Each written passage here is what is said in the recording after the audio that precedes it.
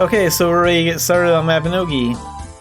So today, Mabinogi, I will be doing the Grandmaster missions for my main character, and I will also be doing a lot of commerce today. And Wednesday, I'm gonna start Gen 9, Alchemist. So if anyone's interested in like seeing the Alchemist storyline, because I know there are a lot of fans that really like alchemy and stuff like that. Like Wednesday's the day I'm going to be doing that.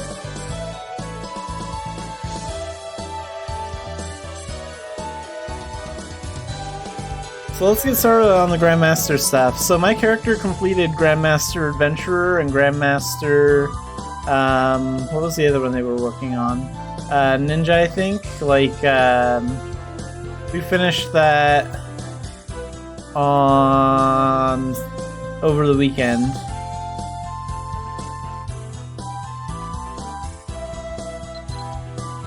So right now we have like no Grandmaster seals, and we're going to be starting 2 new ones.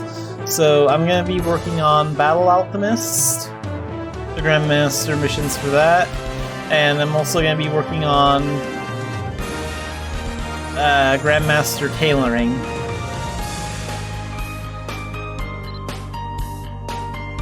So let's take a look here. What are the bonuses you get for those? I recently became a Master Knight and a Master Archer with my main character. I polished up some of those skills over the weekend. Get those ready. So for Battle Alchemist, we currently get a Fire Alchemic damage increased by 10, and a Water Alchemic damage increased by 15. And when we Grandmaster it, it looks like we'll get a Fire Alchemic damage increased by 10 more, and Water will also go up by by 15. And then there are also some unique effects for alchemy damage specifically. And then Tailoring will give us more stamina, which is great for martial arts skills and other skills that use a lot of stamina. And it'll also give us more Dexterity, which is great because I use my Chainblade a lot, and Dexterity and Luck is what Chainblade runs off, I think. And you also have a chance to save some materials when you do Tailoring and crap like that.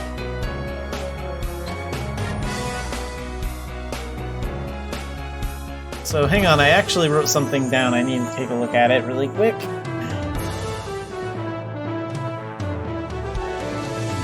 Okay, that's what I thought. So I'm going to be doing the first and third missions for Battle Alchemy, and I'm going to be doing the second mission for Tailoring.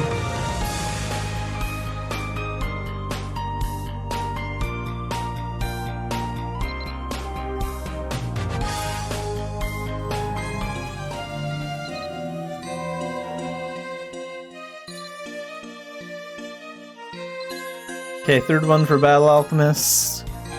I think that one's just like the other ones, which is a pretty common one where it's like do one of 2 Avon missions on hard mode or take down a red dragon or something stupid like that. So hopefully we'll get one of the Avon missions. Let's take on the second mission for Taylor. And let's take on the first mission for Battle Alchemist. Here we go.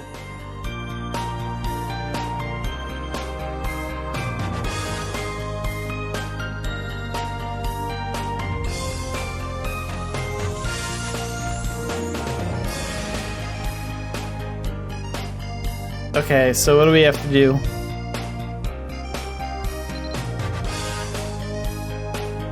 Clear Guardian of Avon on hard. That's easy. We can do that. I love missions like that, that's fine. And then the Tailoring one, we have to gather 100 balls of yarn, of wool. So that won't be very difficult.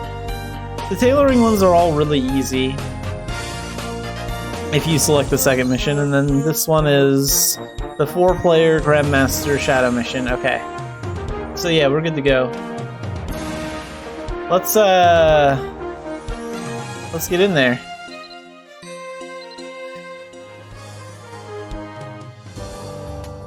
This is a 4-player Grandmaster mission, so I mean, I am capable of soloing it, but it will take a lot longer than doing a one-player one. All right, let's go. Talk to you. And charge.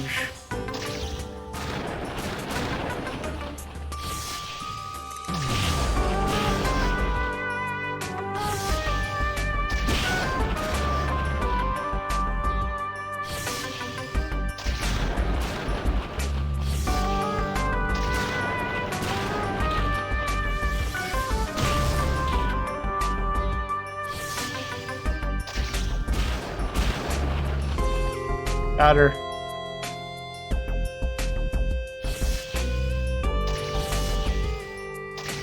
Let's charge that up.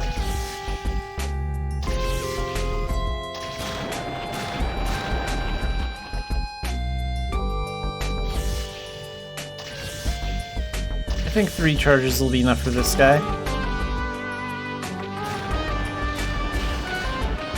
No, not quite. A little tougher than I thought.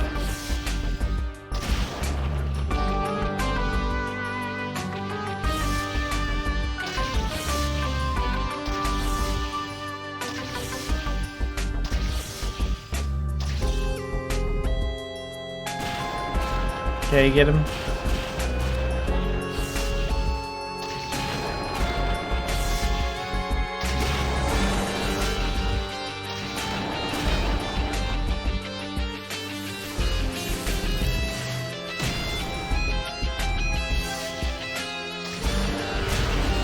There we go. How many are left? Just that guy?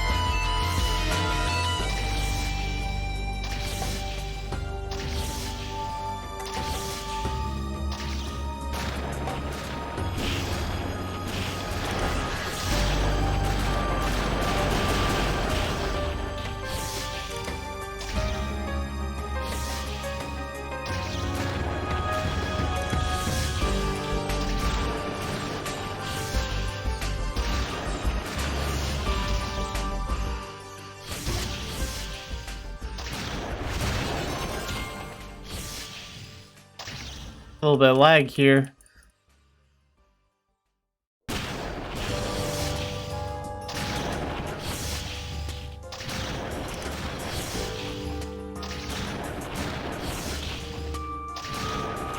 There we go.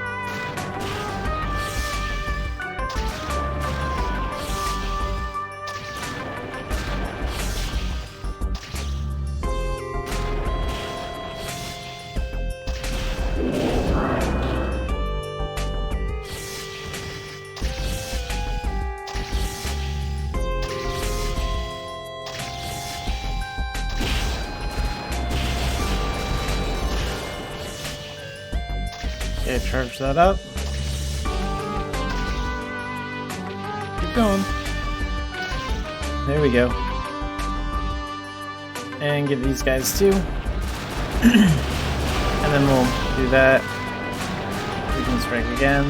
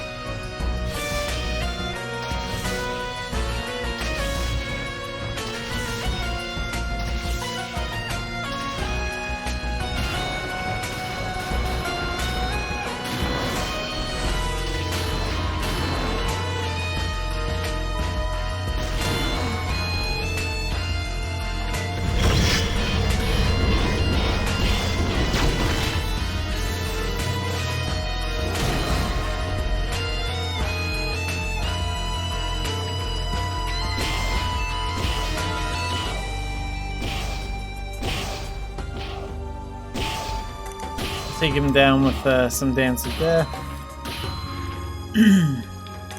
And then use that.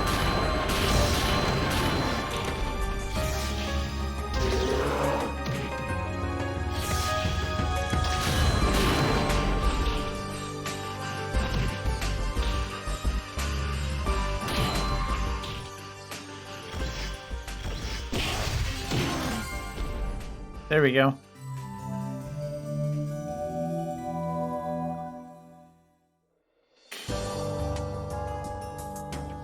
Let's go with final hit. Be a little bit faster.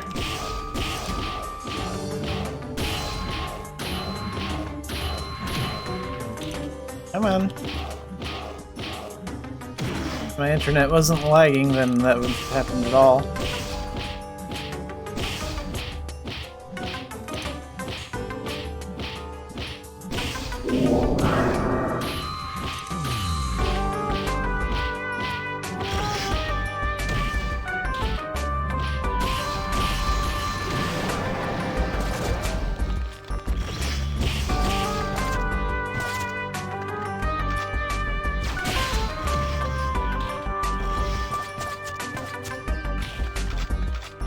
Okay, we need to get out of this area.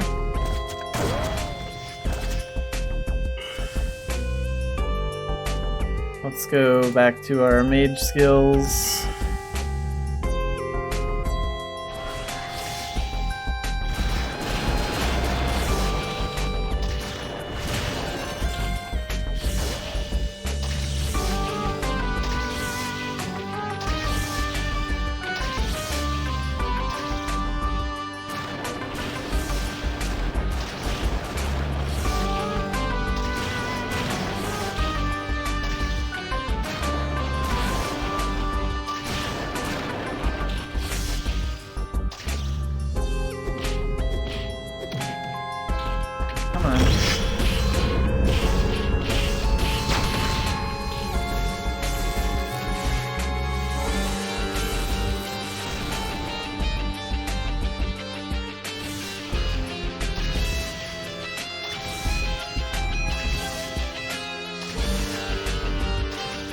Okay, let's charge that up.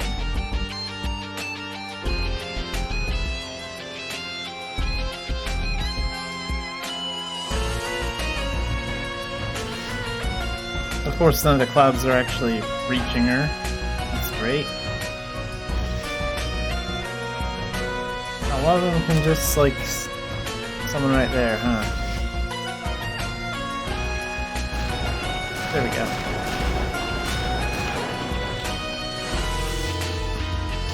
Alright, let's get these guys.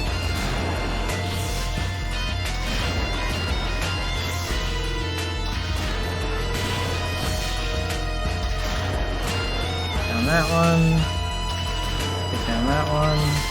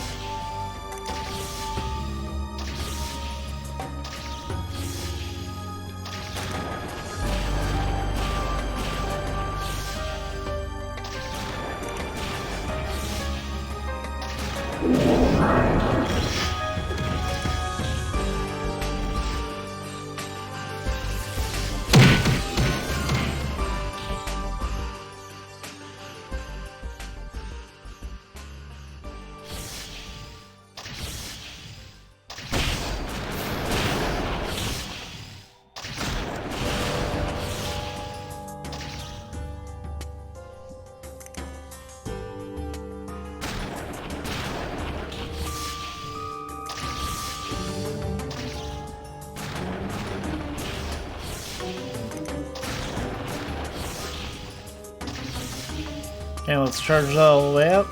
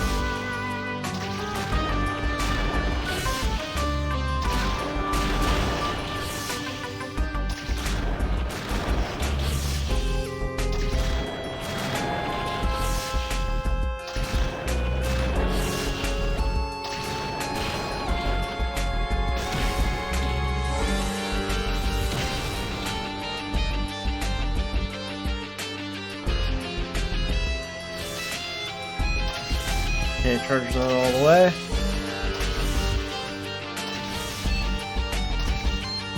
And take her out.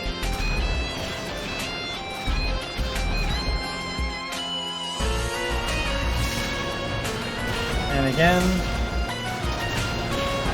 There we go.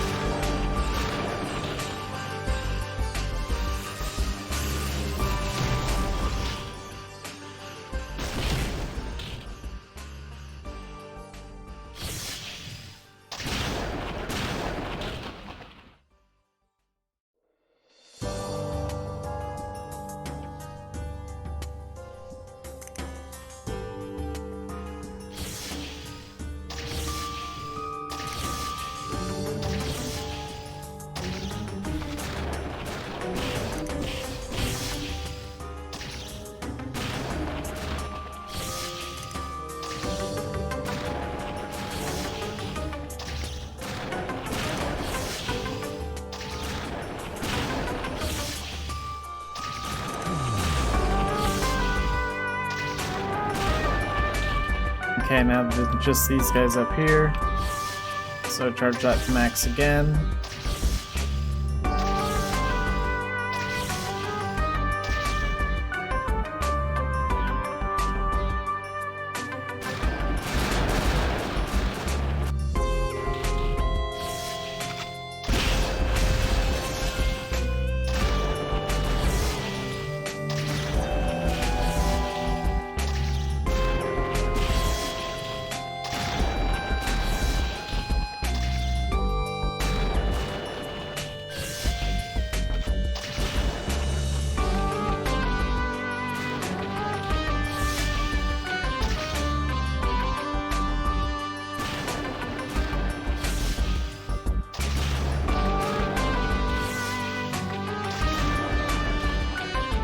Okay, the lag is...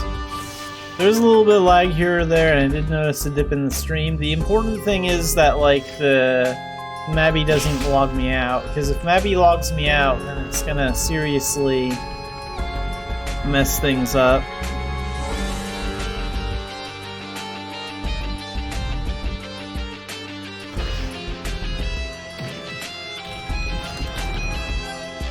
Because one, I don't know if I can re-enter the shadow mission today again, and if I do get signed out, and two, Mabby won't let me back in for like some odd minutes. Hey, where did the thing go? Hey, there you are. So great, you just got to waste a lot of my final hit time doing that. This guy's bouncing all over the screen. Jeez. Come on, actually fight me, dude. Okay, where is the enemy going to be so I can fight it? It's teleporting all over the map.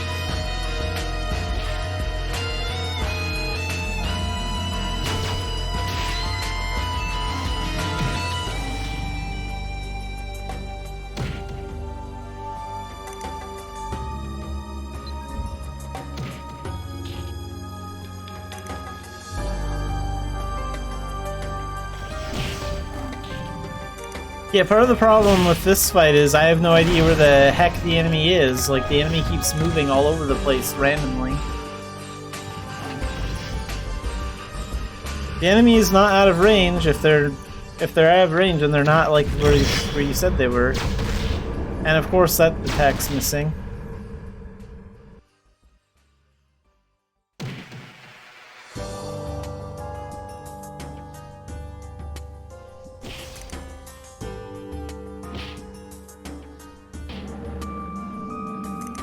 Okay, can we hit him? Okay, so he's really over here. Wow, this is all sorts of fucked up.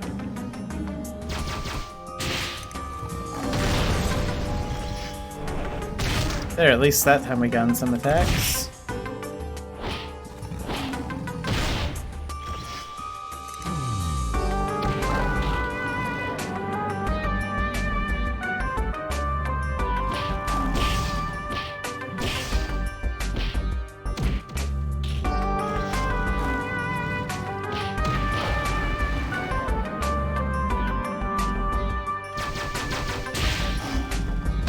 Okay, at least he finally stopped moving. Glad about that. That was getting a little annoying. I'm just gonna take him down the slow way because I want to save Nascent Divinity for the Avon mission.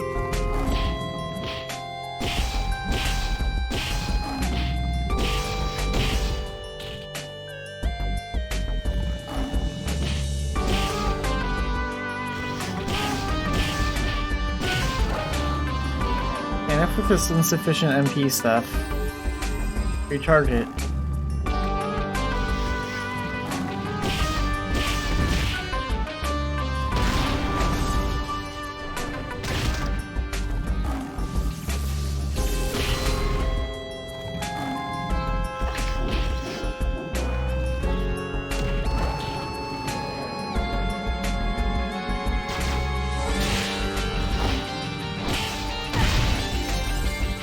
Okay, there we go. Done with this mission.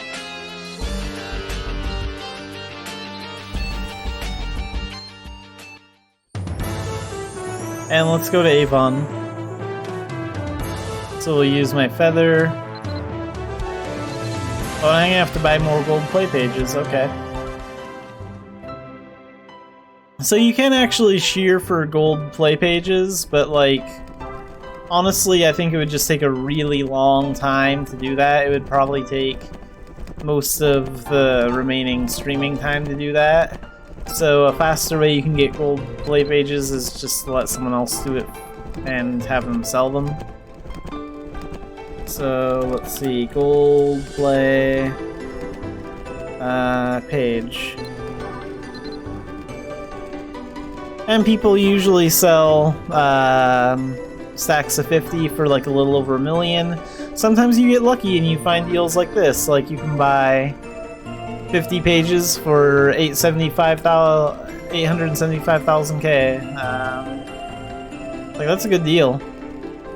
Usually they're way more expensive than this. Let's see. Yeah, I want to take advantage of that good deal. I'm gonna buy him twice. Just because that's so good. I like that price. Come on.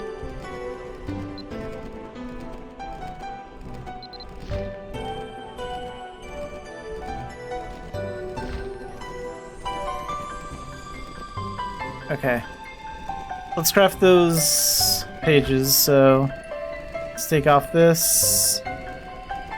I need my cylinder.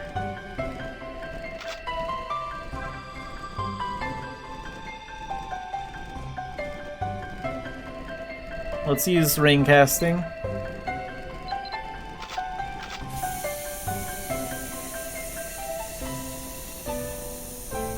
Then we switch because we need bare hands to do this. Can't be holding anything.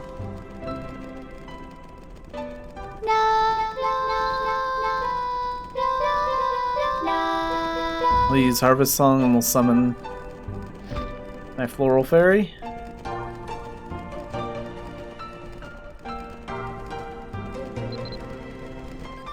Okay, so now which one am I looking for again?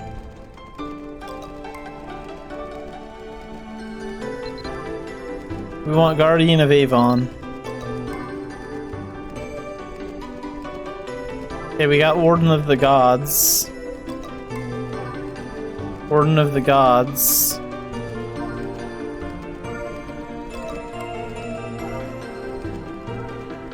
Warden of the Gods.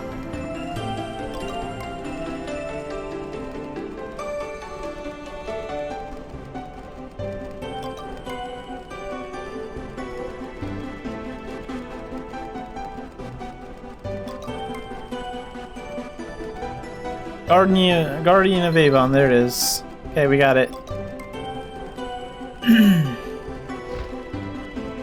So let's stack these up. And we'll save, so I don't need these. I'll save the Warden of the Gods one. Maybe I'll consider, like, replaying another and getting extra Grandmaster missions for 300,000 gold later tonight or something. I'm not sure if I'll do that or not, but it'd be a shame to kind of waste those passes.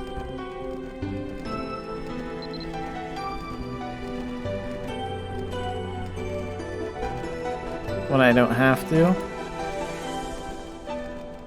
Okay, so let's put the cylinder back up here. And let's equip our knuckles.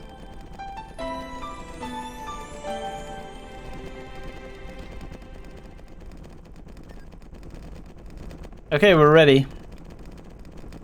Let's do the Guardian of Avon mission.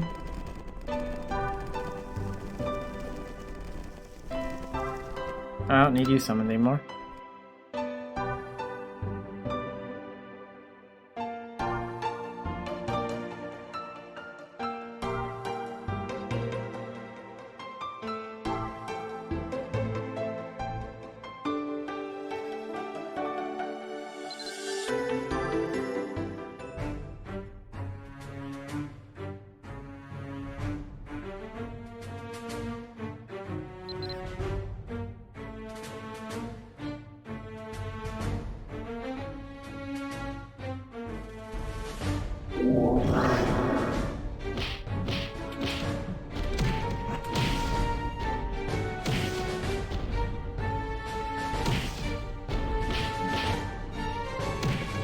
There we go.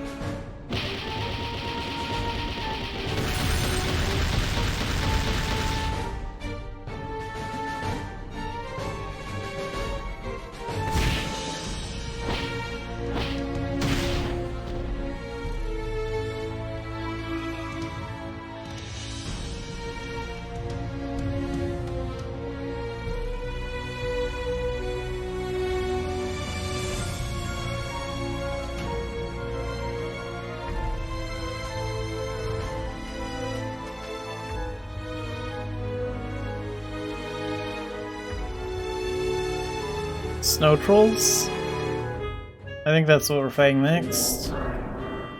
Yeah, okay. That's fine.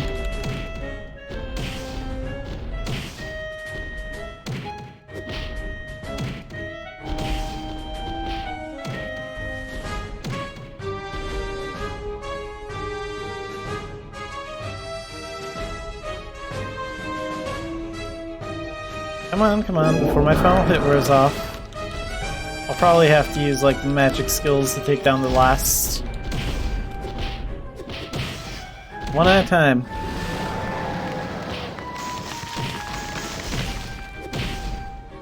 Yeah, we'll use magic to take down the last group. I think there are 3 or 4 groups of them. So let's charge this up while we wait. Oh yeah, then there's this group of rats.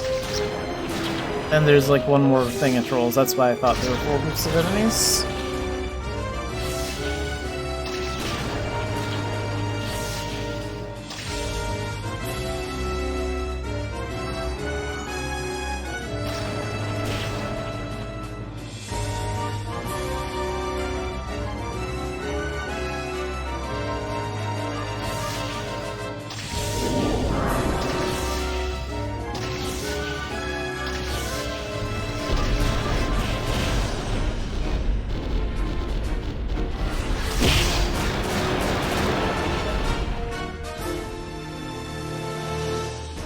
There we go.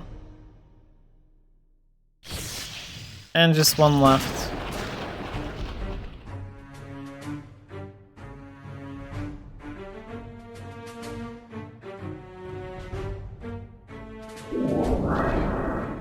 Okay, there was one more. Huh.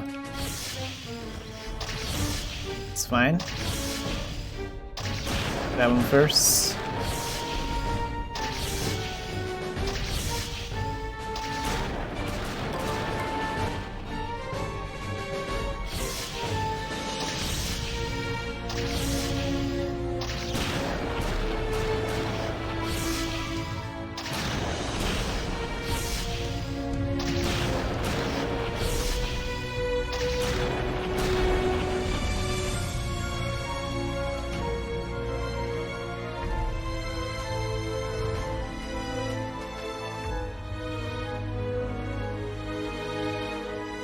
Okay, we should just be able to one-shot the boss with Meteor. I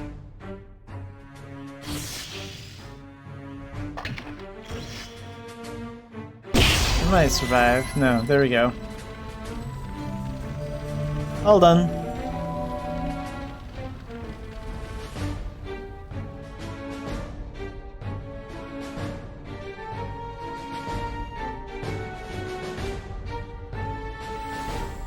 Can't need the doll bag anymore. And let's go to the Turconil area because we have to shear like 100 sheep.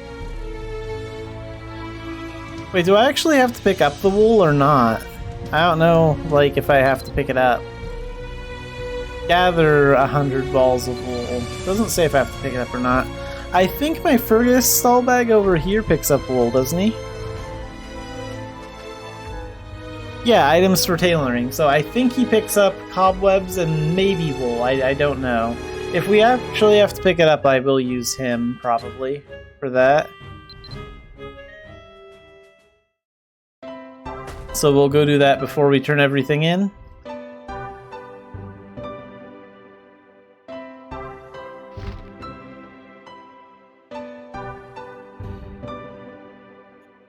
And we can just do our gathering with this. I mean, I guess you could use a gathering knife if you really wanted to, but you don't have to. And repairs are currently free, so it doesn't matter.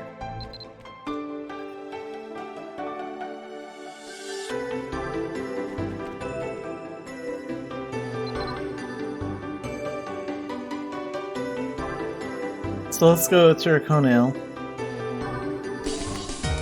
and find some sheep. Here you guys are, yeah. We'll do some shearing.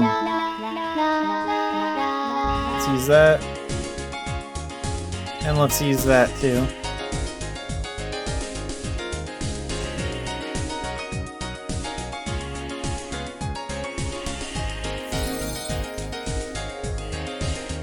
Yeah, it's fine wool, that doesn't count.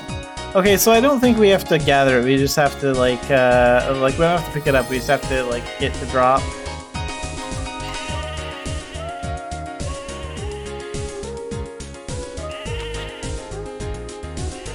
And the fine wool is used for crafting like pet furniture for your homestead.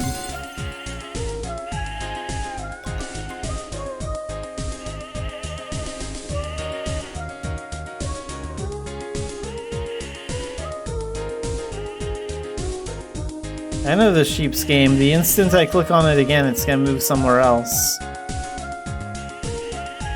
There we go.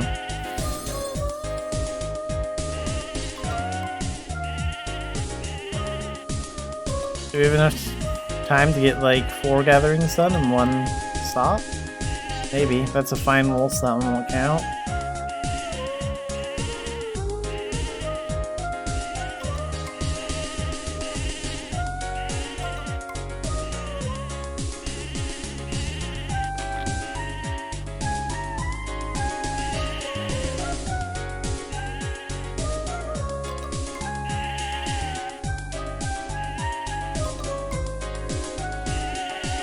Yeah, this will take a little bit of time, and the fact that fine wool drops so often will delay us a little bit, but overall we'll get this done pretty quickly.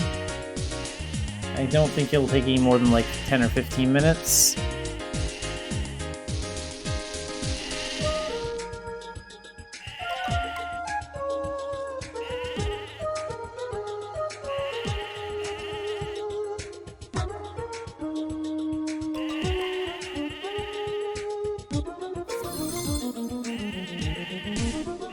There we go, we're already a quarter of the way done. Come on, more wool.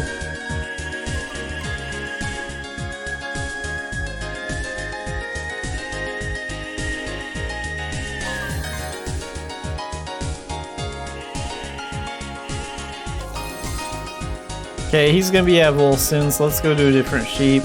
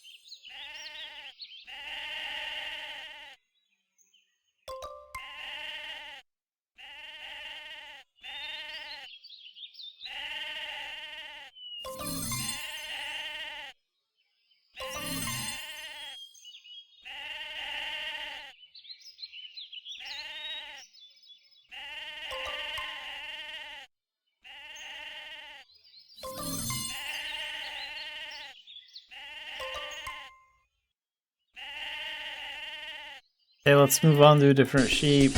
So maybe we'll go after this one over here.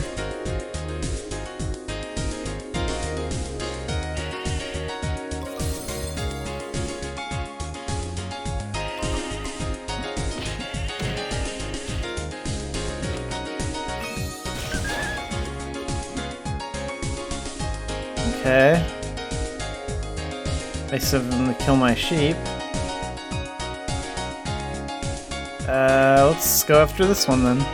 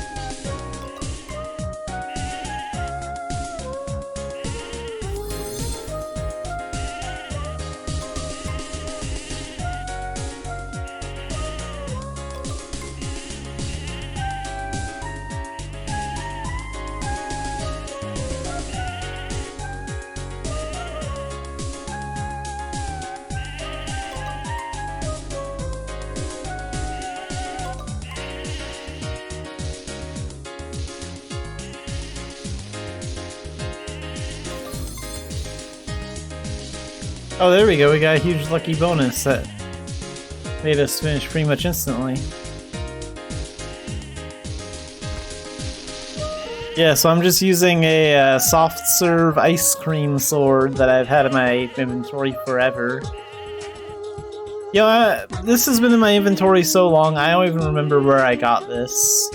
I don't remember if I bought it from the auction house because I thought it looked interesting, or if it was from an event, or some friend gave it to me, or what. I don't remember at all. It was probably from some event or something like that, and I probably just collected it, stuffed it somewhere in my inventory, and then I just forgot about it, moved it around, forgot about it. But I don't even remember where that thing came from. It's probably over 5 years old. Like, I've probably had it for more than 5 years. I wouldn't be surprised if I did. I mean, most of my items I know, like, where I got them from and, like, how they ended up in here and all that, but that's one I don't really remember much about.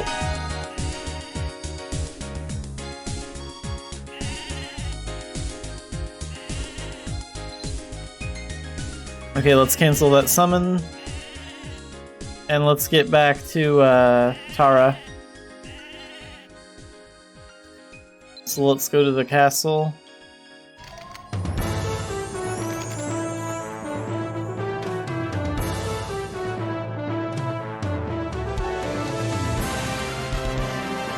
So we should be able to collect 2 Grandmaster seals on Battle Alchemist and 1 on Tailoring.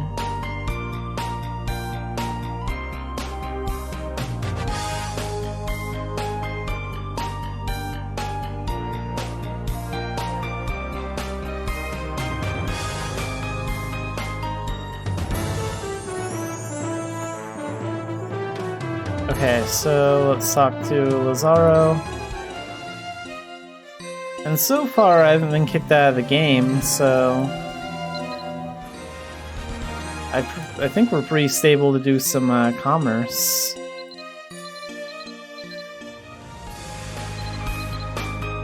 Wait, where's my tailoring seal? Unless there's like an additional part to it. Oh, really? Okay, so I do have to pick them up. It's great that mentions it then, instead of, like, right now. Okay, so for future reference, you do need to pick up the wool. I guess we're going back to Turconel. I think all that wool vanished. I should have picked it up anyway, I guess. Oh well. We're going back. That's funny. I mean, it is a little irritating to some extent, but like, it's more. I think it's more funny than anything else that happens. Like, yeah, we have to gather it all over again, but it's still pretty interesting that happened. Okay, let's summon this stall bag and hope it can gather the wool for me, so I can at least save a little time picking it up. My Fergus stall bag. The Fergus stall bag was definitely from like a login event of some kind. Like it was like some sort of hot day event. Oh good, you will pick up the wool, that's great. That's one less thing for me to worry about. I just assumed once the counts were like getting done that I wouldn't actually need to pick up the wool and turn in the actual wool, but apparently I do.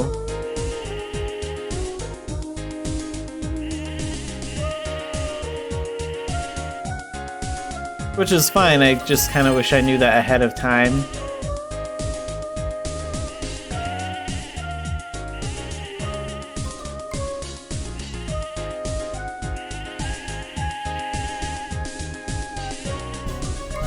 That's good. It doesn't look like Fergus gathers the fine wool, which is good for me because I don't really need it taking up inventory space anyway. Like, I don't need it. I don't plan on putting any more pet houses on my homestead because I have the ones that I want. And, like, my homestead is already crammed full of stuff as it is. So I really am not interested in putting any more big pet houses on it.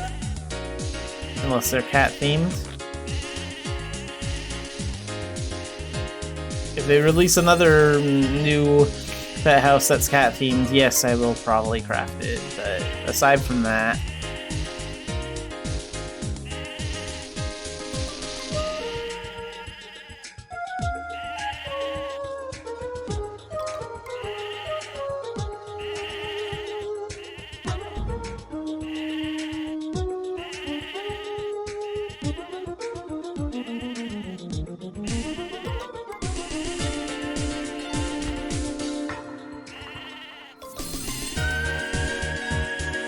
okay, so this builds up in stacks of 10.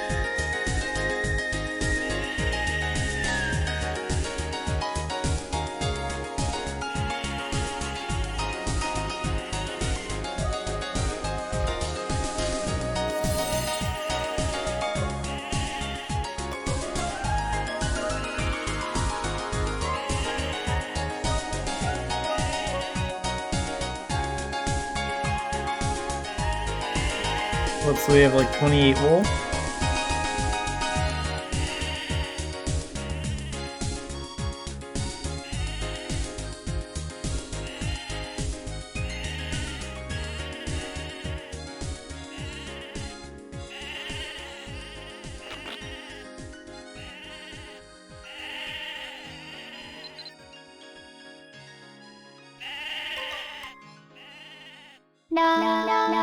Let's do this so we can actually gather faster.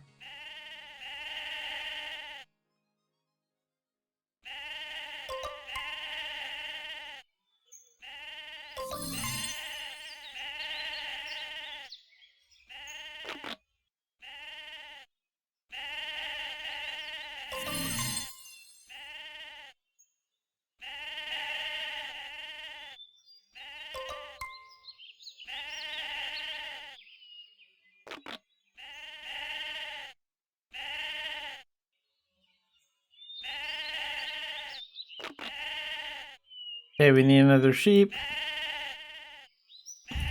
So let's get you next.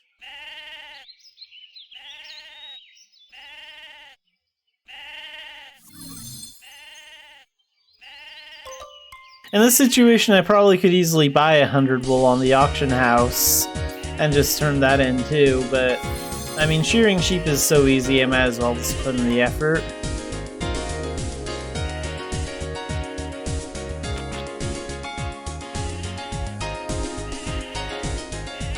Oh, my sword is out of durability. Okay. So I need to repair the ice cream sword.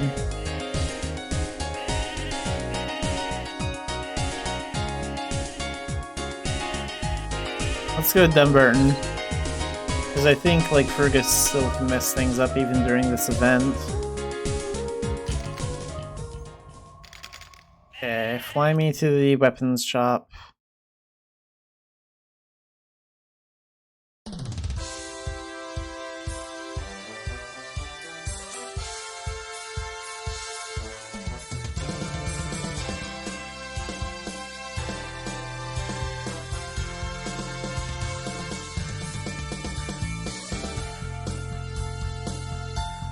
Yeah, the repair event is still going on, but doesn't, like... I might be wrong, but doesn't, like, Fergus, like, have, like, some different repair rates anyway? I think I, like, checked with him, like, once, and, like, he still has, like, a chance of failing or something, or... It was weird.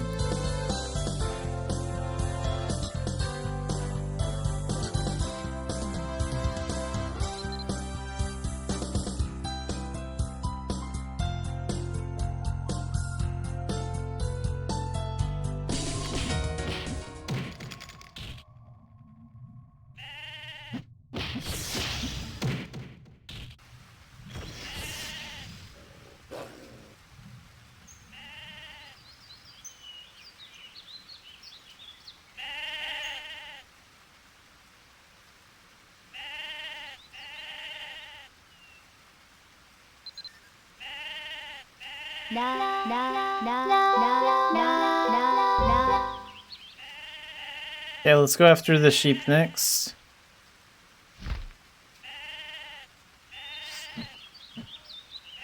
How much wool do I have? Like we have like 33?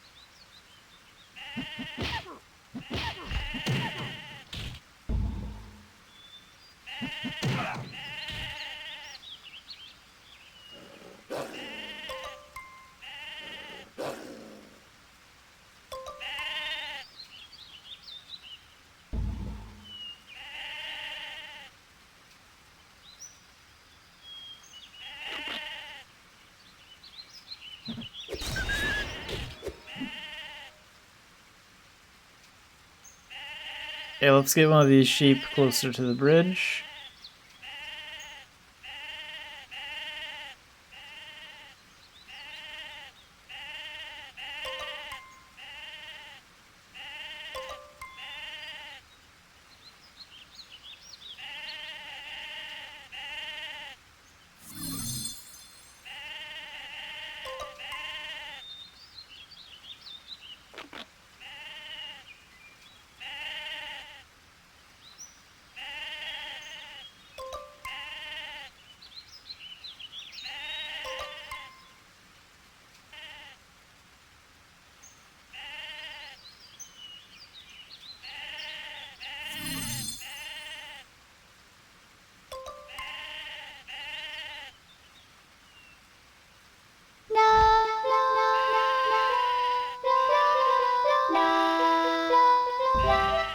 Okay, how much wool do we have now? 10, 20, 30, 40, 50, 60, 70, 80, 90. Am I reading that right? 90 wool? 30, 60, yeah, 90. Okay, we got 92 wool. So we need 8 more.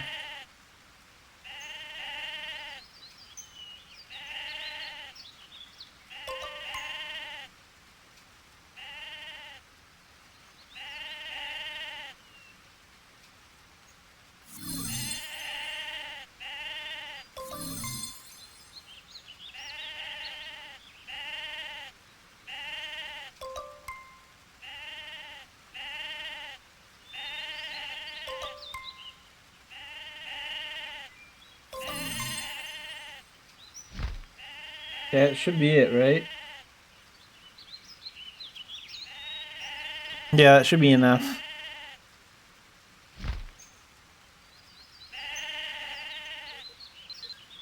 Okay, cancel summon, open the bag, and then...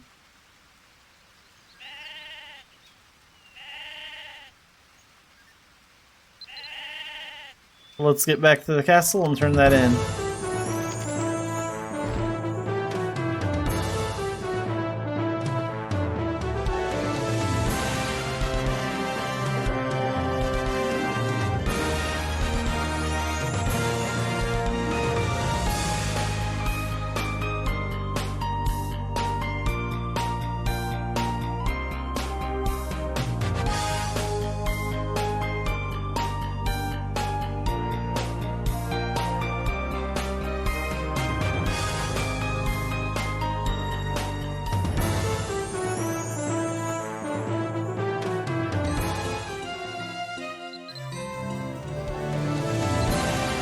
Okay, there's our seal for tailoring. So these are the next two Grandmaster things I am working on doing. Battle Alchemist and tailoring. And I will continue to work on that throughout the week. But now it's time to do some stuff with Xanafiedneko, so let's change characters. I will be right back while I switch.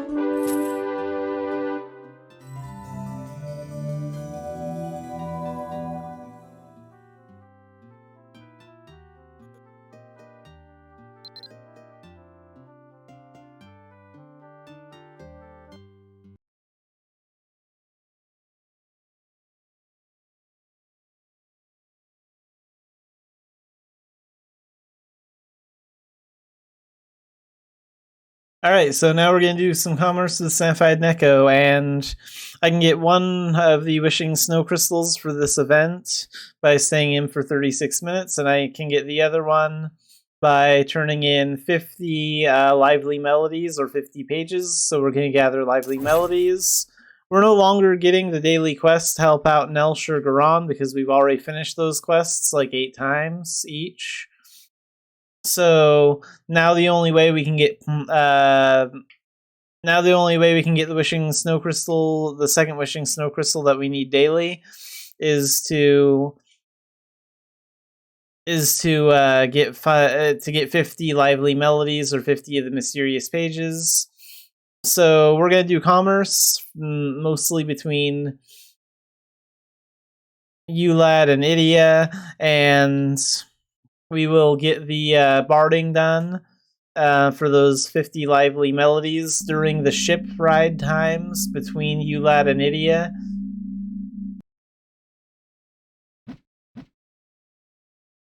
I'm not sure if I'll actually get all 50 before the end of the stream. I have no idea. But I'm kind of hoping that I might be able to. But it just sort of depends. We only got about 2 hours left.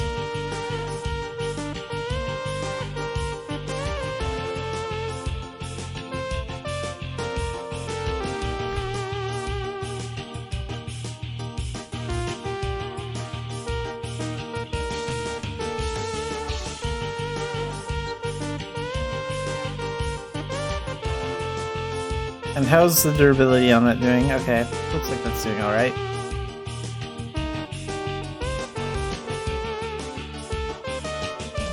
Oh wait, and let's equip my instrument and my score scroll for this. There we go. And let's switch back.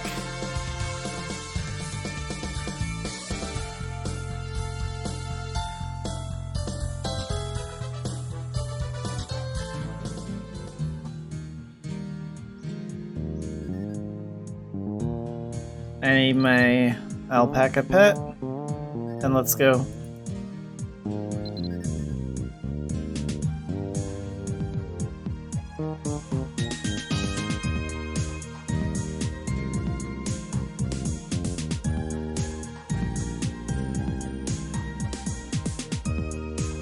Incubus Swear sells for the most at Vales,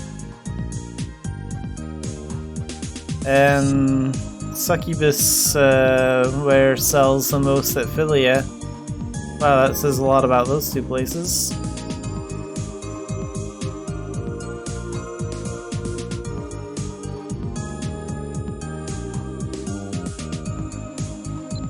Okay, let's take those.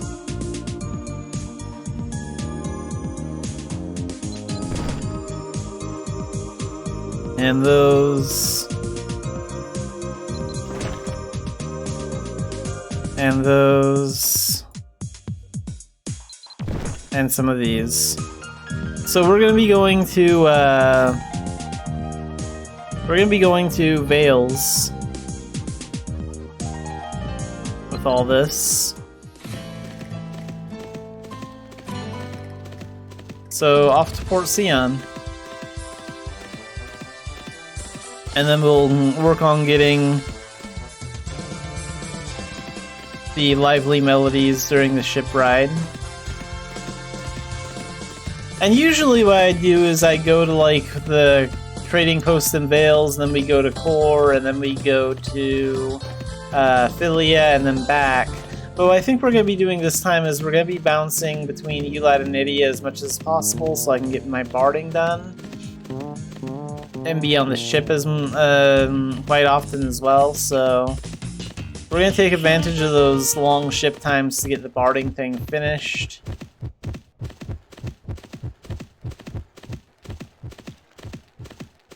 So I think we're just going to like go to Vales, and then we'll come back to Ulad, then we'll decide if we want to go to Philia or Vales after that, and then so on.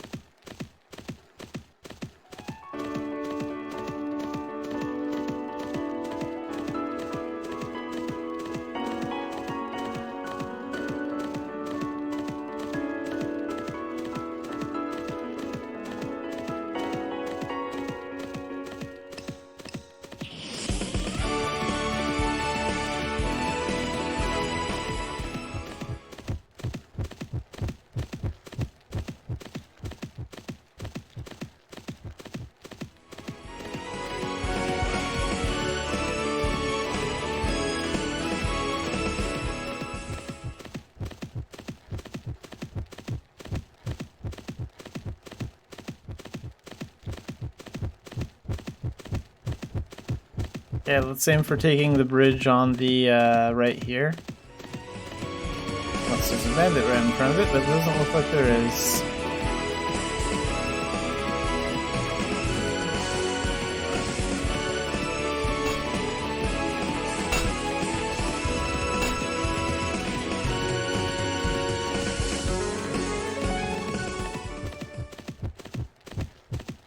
We'll avoid that giant.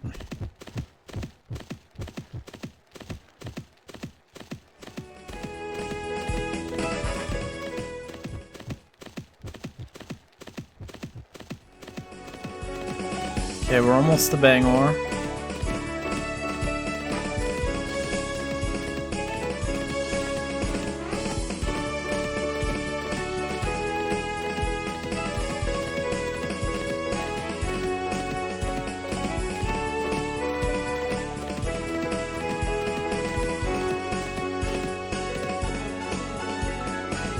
Oh, the snowflower tree has started to glow. Doesn't that last for like an hour or something like that? Maybe once we get to Vales, we'll stop by the event location and see if we can claim the prize on that. If it lasts for like an hour or something like that. I forget, it says on the event page how long it stays glowing, but I don't remember how long. So we might not be able to make it there in time.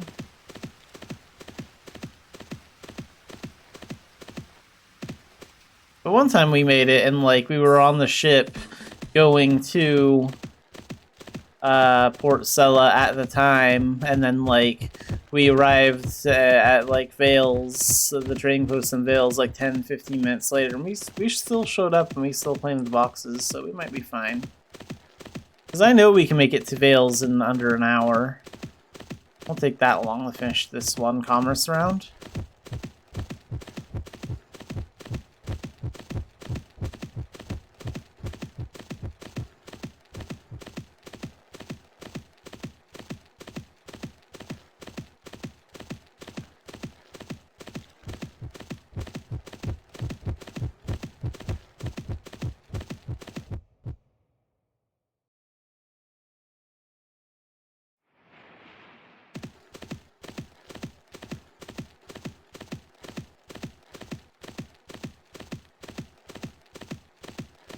I think the alpaca wagon is probably my favorite commerce mount. That's why I use it so much. Like, I know the elephant can carry more, but like, I just like the way this one looks. Plus, I also like the fact that it's like really small, so I don't have like a big mount blocking my view of where the bandits are. Oh, we're going to Sella. Yeah, and it is a little bit faster than the elephant one too. It's the same speed as like the horse wagon thing, but... Okay, we got 4 minutes of waiting before we can get on.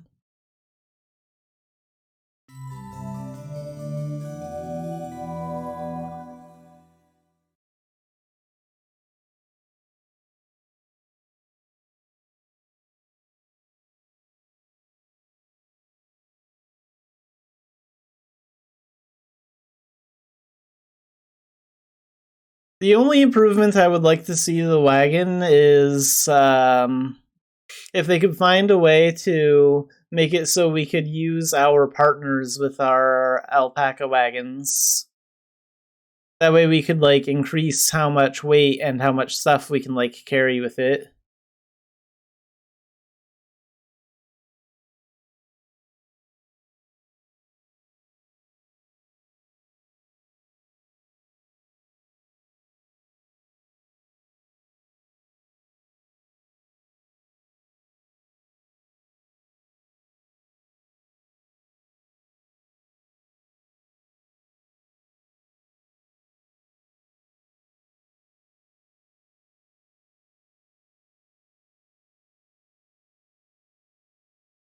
Yeah, partners may have been new back then, but partners have been around for a while.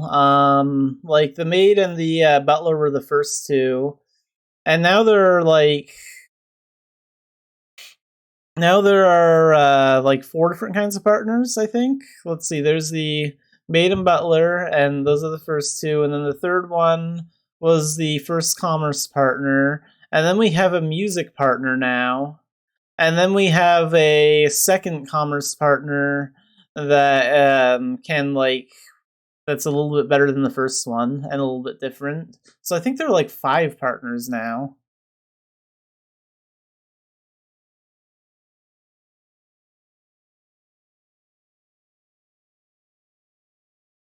Yeah, so there are like 5 partner things, and there's like and there are 3 mounts, I think. There's like a broom mount, and there's the carriage mount, and there's also like a ship mount that came out when like the music partner one came out.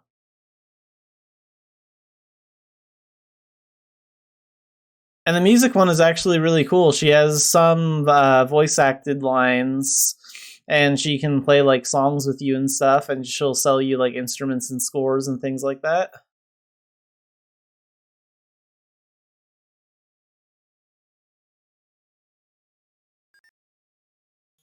Okay, we got a little over a minute.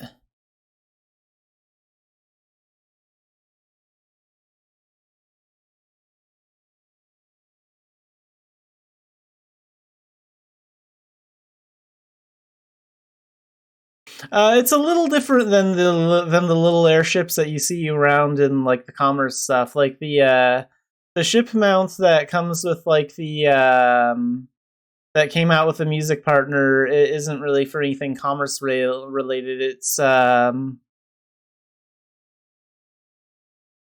more like the color of like this boat, and it has like oars that come out of the sides of it. Once I get done with this commerce round, I could show it, because my Xanafiedneko can summon my partners too.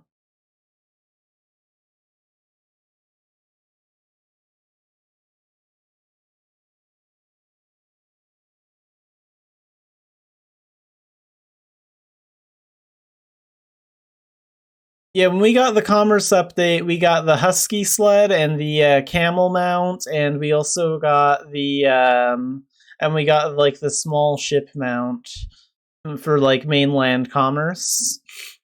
And they're not just ordinary commerce mounts either. Like the camel mount will move faster through like the longer through the Longa Desert area, and it'll move a little bit slower everywhere else. And then like the husky mount has like a speed bonus in like the Sella area, like the Vales area and all that. So they're even like specifically meant for like those areas.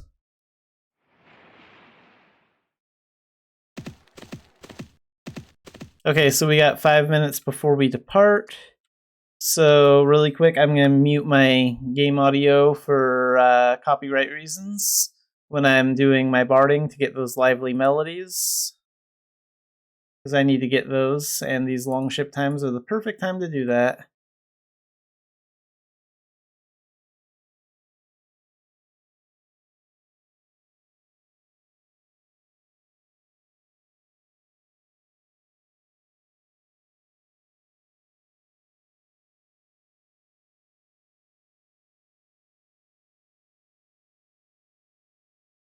So I think I'll be able to get about 2 or 3 songs in before we depart, and then maybe 2 more before we get there. So we should get 5 by the time we get there.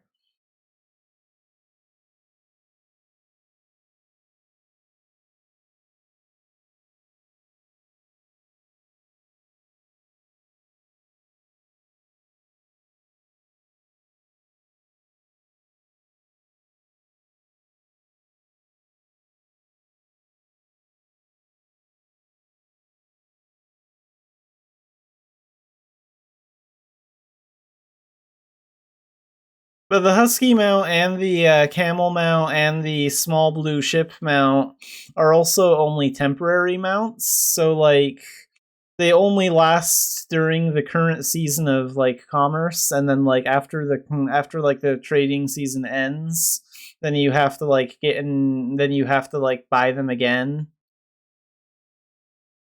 with like seasonal ducats.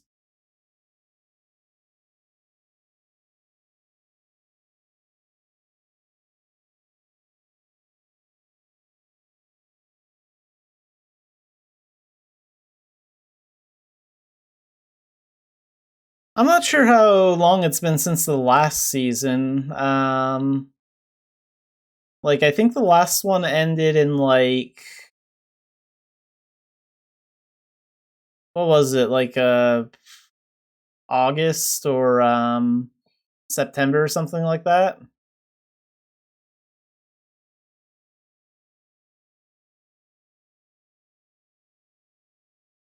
So we're like kind of in the middle of like a trade season right now. I don't really keep track of like how long they last or when they last or anything like that.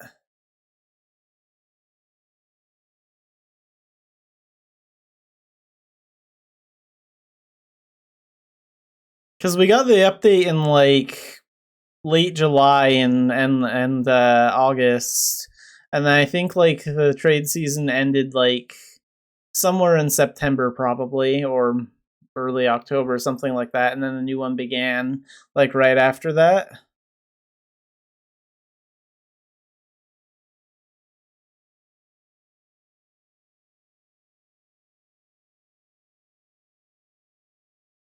So I think they last maybe about 3 or 4 months.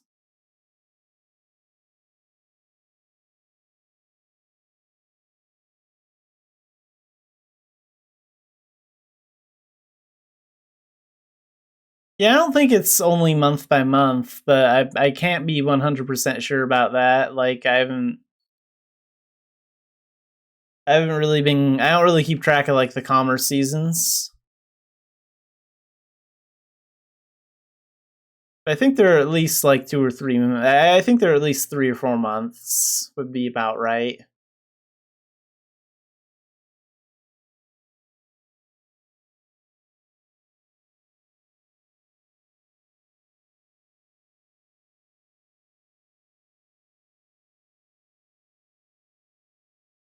It is a lot more fun if you start commerce with like a friend, for sure, because like the thing about commerce is it's kind of a tough system to get into, especially if you're getting into it alone. and because like it's kind of like a long grind until you get the horse wagon mount, and like the first two mounts before that are really slow. So commerce is a massive grind for like the start of it, and then once you get the horse wagon mount, commerce gets a lot more fun.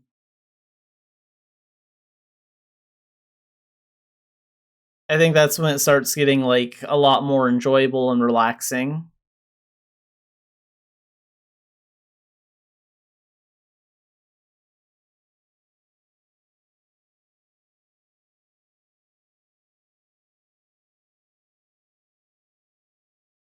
Yeah, the master bandits are pretty tough, even for Xanafiedneko.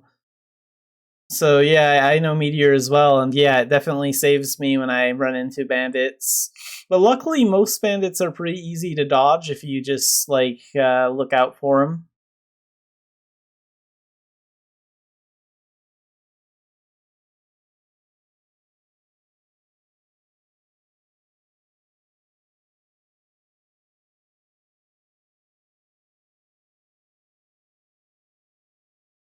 Okay, let's resume the barding.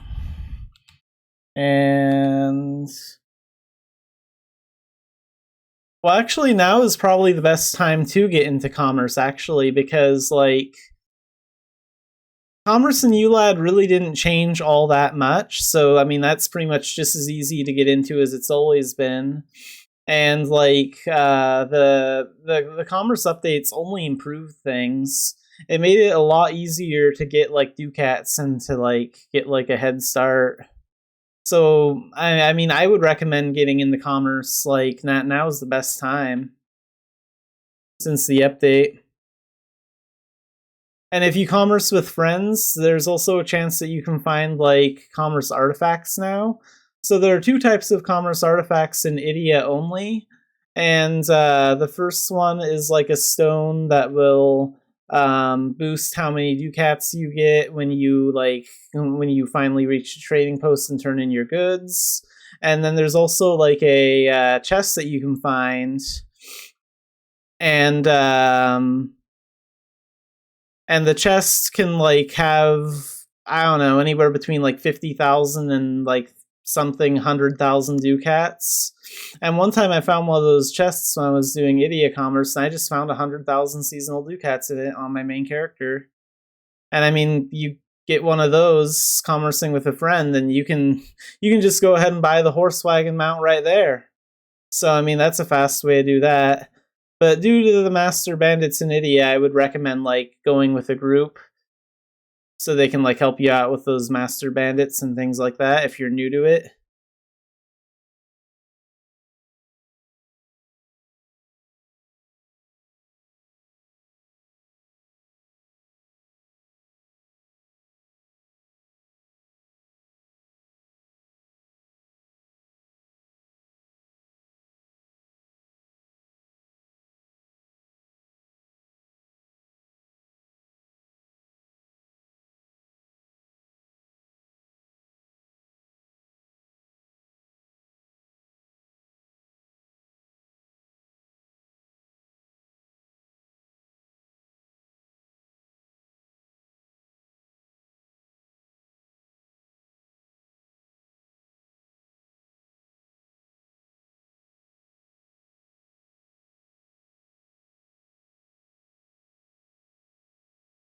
Yeah, the commerce artifacts are like they're a little different than finding it with than like finding something with L rods.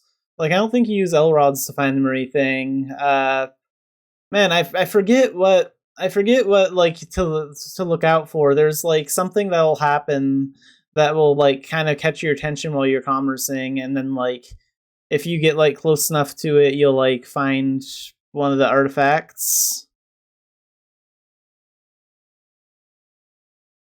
I should try and pull up a guide on that or something later.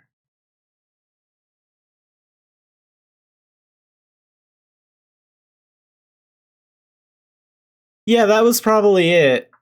It was probably telling you like, hey, there's an artifact nearby. So next time you see that pop up, check out the area a little bit, and maybe you'll get lucky and find it. Okay, and we are at Port Sella.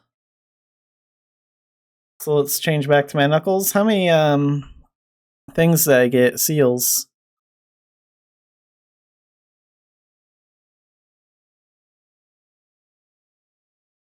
Where are my seals going to? Here we go. We have 7. Okay, that's good. We made a lot.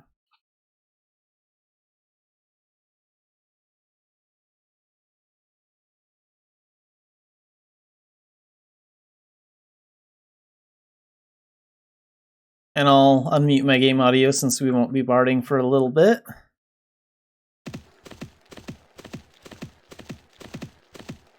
Man, every time I come through these ports, I think to myself, these ports look great, but it's really sad that we can't fish here. I still want fishing to happen here. I mean, look at all these good fishing spots at Port Sella alone. You can throw a line anywhere in here, but no, they didn't have fishing here. Really disappointed about that.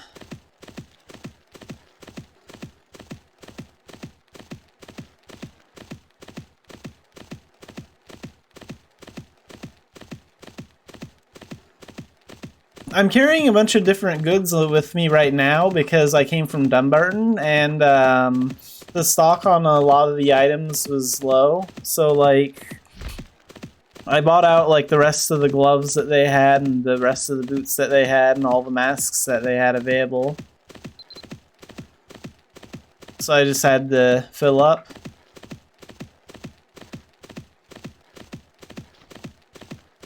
I'm working on my Dumbarton Commerce rating right now, so let's see. What's my Dumbarton rating at? I think I have like one more level to go before I can... Yeah, it's level 6. I need to have a level 7 Commerce rating before I can access all the goods that you can buy from the Dumbarton area.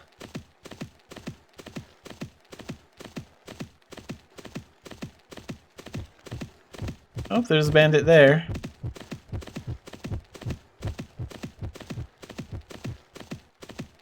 Just gonna go around him. Oh, I should change to my...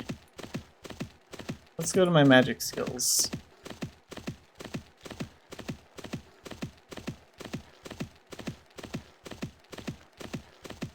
I just call it Quilla. Like you're saying quill, but like with a at the end.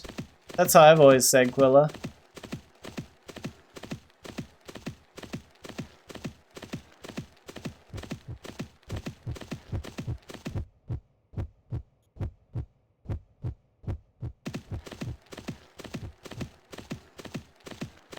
But yeah, there are a lot of like really weird like Korean names and stuff for different areas. And like some characters too. Like sometimes I'm like, how the heck do I say this name of this location or this place? And sometimes it's not even translated right. Like Belfast is really just a typo. It's really Belfast, but everyone calls it Belfast here because that's what we've been calling it for practically a decade. So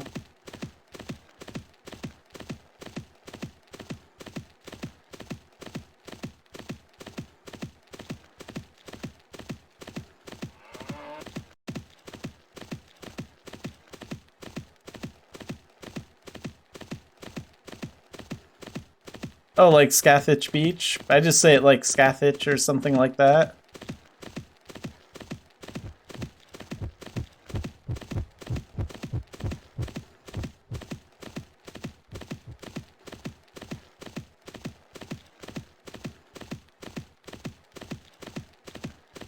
Yeah, they are a little hard to pronounce sometimes, but I don't worry about it too much. Like, can't expect perfection for something like that. Just call it what you want to call it.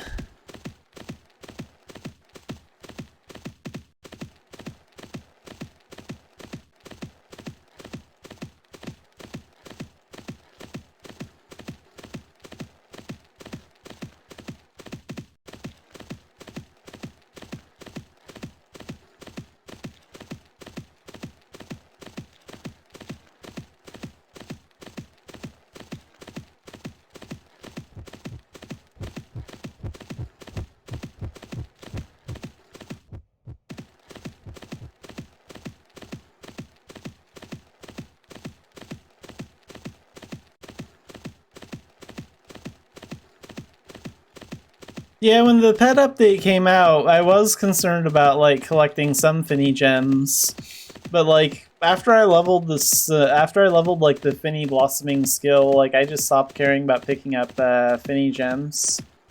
They even have some doll bags that'll pick up Finny gems too. My main character is one of those. Let's go right through here. No, we can't? Okay. Well, we're gonna have to get close to that bandit. We gonna trigger him? No, we're good. Barely dodge that guy.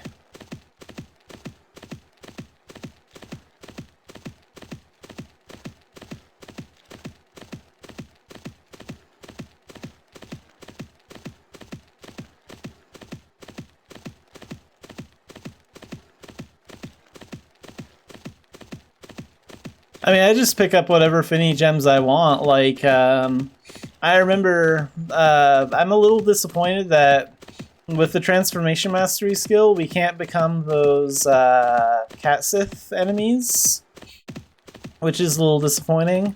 But when the pet update came out, they have like a Finny gem for Cat Sith. So like I went out of my way to go into the version of Rundle Dungeon that had Cat Sith monsters just to collect the Finny gems for them.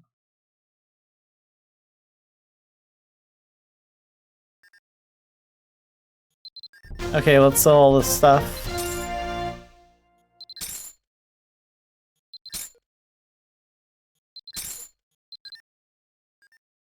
And let's go to the event location and hope that tree is still glowing so I can get that prize box thing.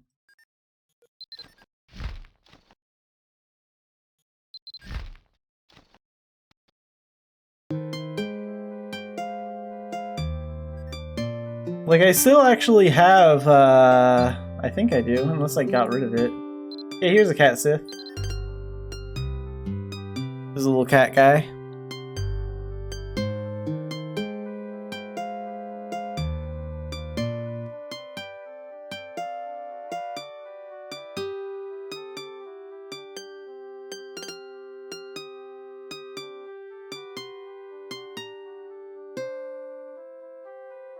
Yeah, I haven't sacrificed him since I got him because I just like that one so much. Okay, let's see. Let's talk to you. Is the tree still glowing? Oh, I missed it. So I did miss the glowing tree thing. Okay, that's too bad.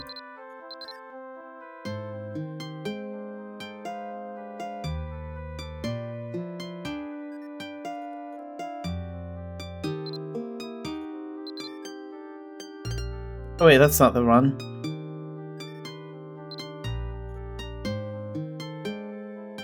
So... so Baiwa Boku Boku is my music partner. And I think Baiwa Boku Boku means like flying magical loot or something like that, which is why I named her that. But yeah, this is the music partner, and this is actually the mount that she has I was like mentioning earlier. It's a flying ship. So we're gonna fly back to the Commerce Post in Vales. And it's a two-person mount, so you can like take a friend with you too if you want to. Let's see. Which way back to Vales? Let's go that way. There we go. Yeah, and this mount will come on sale whenever there's a partner sale. So like here's the ship, it has like the steering wheel and everything. It's pretty cool. I like all the details it has.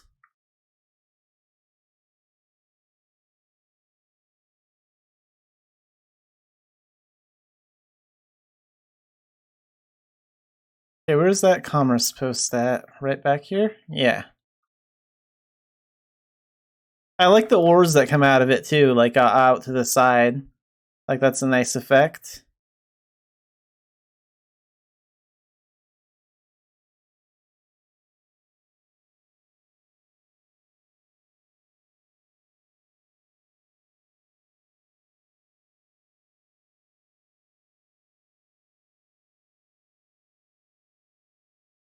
If I talk to her, I think she'll actually have a low voice.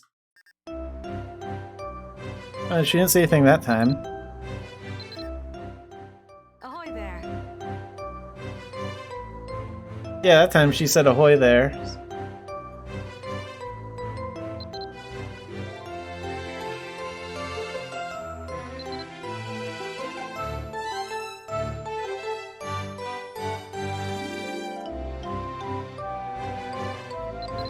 Yeah, I'm not really sure they could ever like implement swimming into the game or not, because like Mabinogi is pretty old. I imagine like the reason they haven't implemented swimming is maybe because they can't. It might be too advanced for them for this old game.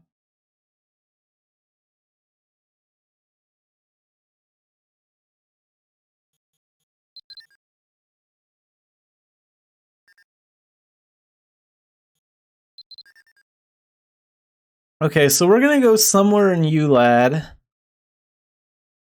So maybe we should go to... Yeah, Cobb's a good bet. We'll take these to Cobb. 35 isn't that bad. Or directly to Dunbar, and they are worth the same there.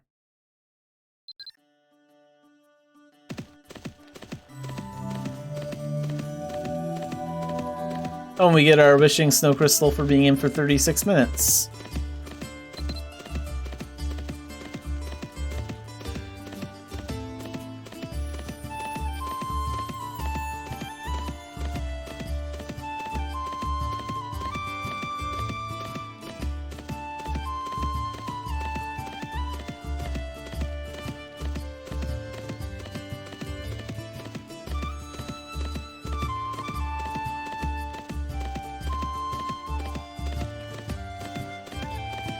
I wouldn't mind if they had more like boat battles though, like since the waiting times from moving from ULAD to Idia is so long with the commerce thing. I'm surprised they don't just have like bandits appear on the ship to fight. Let's get rid of these guys.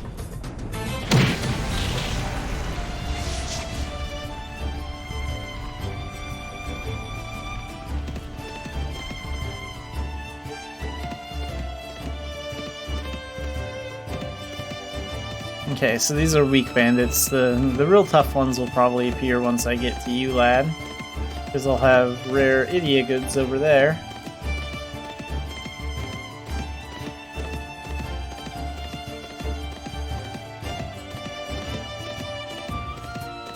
Yeah, that's pretty cool. Yeah, like why don't we have like a type of like pirate like bandit? Because, like, it's the perfect opportunity for pirates to, like, loot the ships. And we have those long waiting times. It's, like, 5 minutes before we depart, then, like, another 5-minute travel. Like, why not have a fight show up?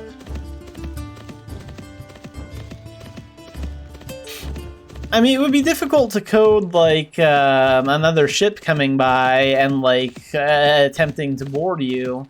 But it wouldn't be very difficult to do something simple and just have, like, a few, like have, like, a message say that, like, pirates are boarding, and then just have, like, some pirate bandits appear, like, 20 seconds later. If they wanted to keep it simple. Like, that wouldn't be very hard to do.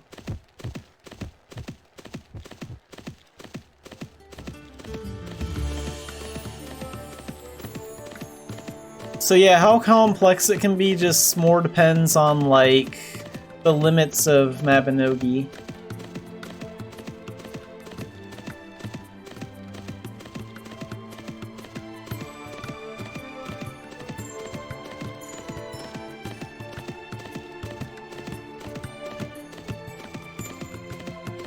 But I wonder if we'll get, like, more things like what we're talking about, like, with the mobile version of Mabinogi, because that's actually being planned. Like, I don't know when the mobile version of Mabinogi is, like, coming out, but I have read, like, on the Korean site that they were planning on doing some tests in Korea late 2022 to get the game ready.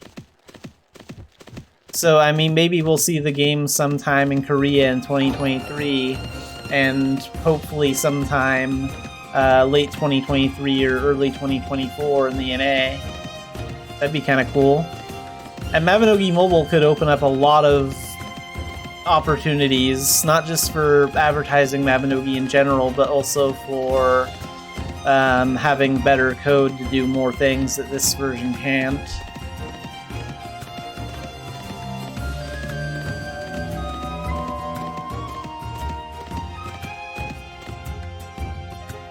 Peter Pantheon, thanks for the follow.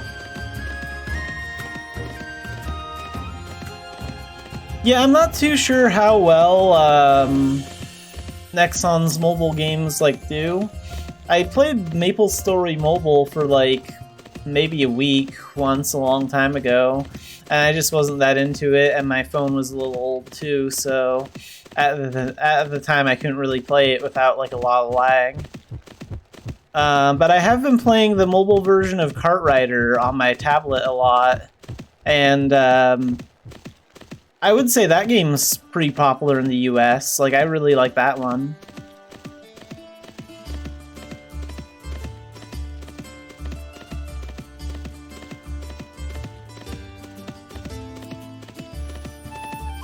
Yeah, I played MapleStory 2 for maybe 6 months. I played until maybe February or March, and then I quit. Because I was one of the guys that bought a Founders Pack and to get in early and everything, and I think the launch of the game was great. The way the game launched was fantastic. It just fell apart later, and a huge part of that is because Nexon got really, really greedy, and they started ripping off players left and right, and then by that point it was too late.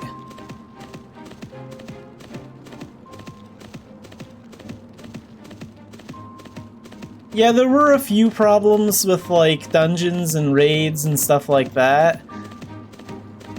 But I think if Nexon, I think if Nexon didn't get so greedy, they would have had a chance to fix that.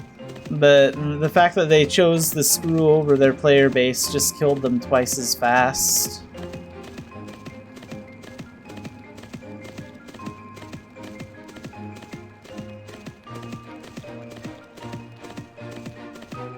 I like the housing feature and the music feature for MapleStory 2. That's what I liked about it.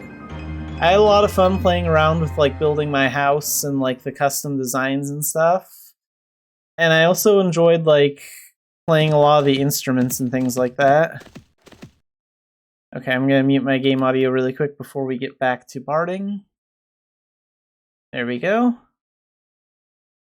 And let's get back into that.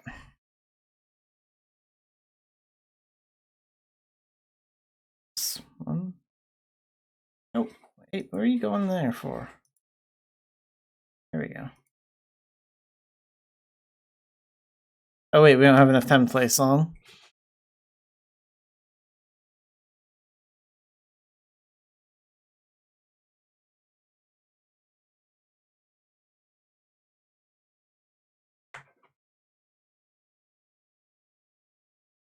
Yeah, Mabinogi's Cash Shop has actually really improved over the years. Because they actually added a lot of things. I'm one of the people on the forums that fought for updated VIP. I helped get those updated, and a lot of other permanent items. Because it can't be all gotcha there all the time, and finally they added some stuff. So I think it's a lot better now. Now they sell homestead expansion coupons, inventory expansion coupons. VIP has been updated, so it's way better than it was in the past. Overall, the Cash Shop has gotten better.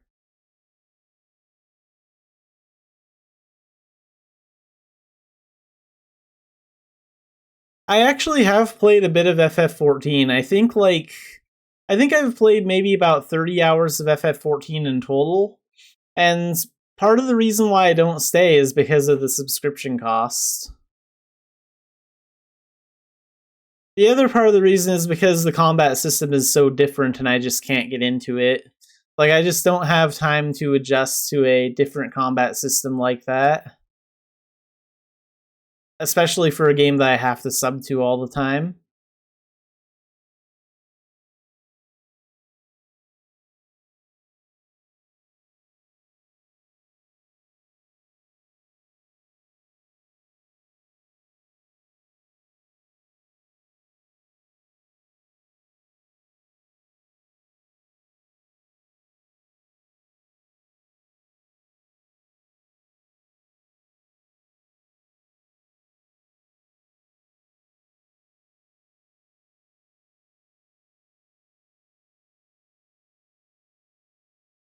I mean, the main selling point I hear for F14 is that story is really good. Like, that's the biggest thing I've heard. The story and like the raids are what most people seem to go for.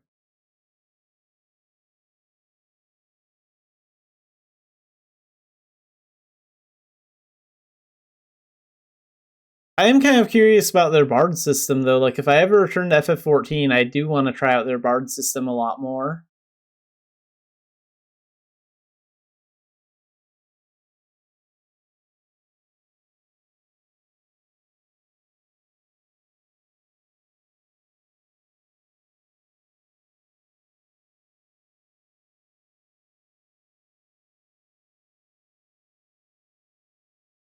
Yeah, some of the cutscenes in FF14 were kind of long, and there was like a lot of dialogue to read. And like, I'm all for a great story, but I mean, like, sometimes after reading over 20 different boxes of dialogue, I'm just like, get on with it already so I can take a break from reading all this. But I noticed Mabinogi has that same kind of thing going on with some of the later generations too. There's just so much text to read.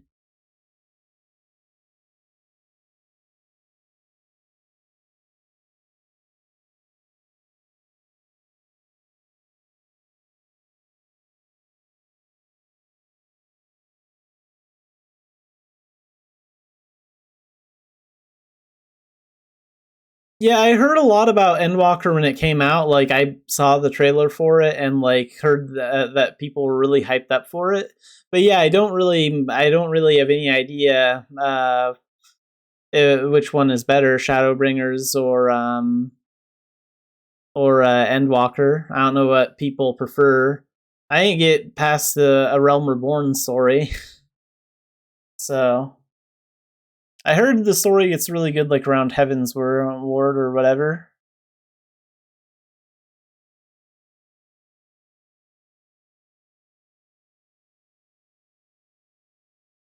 Oh yeah, I've seen that game in the Steam shop before. I've never played it, but I have heard of that one.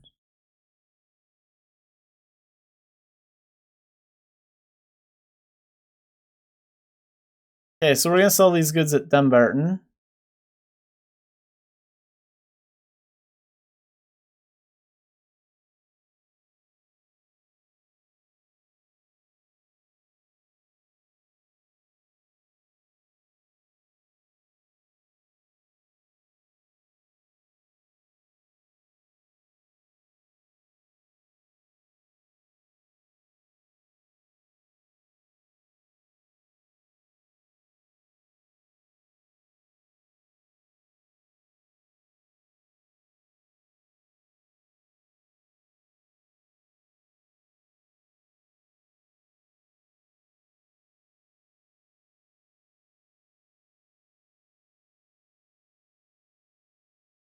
I have actually watched Game of Thrones all the way through. At first, I only watched it until I was like caught up, like the first 5 seasons or whatever, and then like after that, I waited for the rest of it to come out, and then I rewatched the whole series.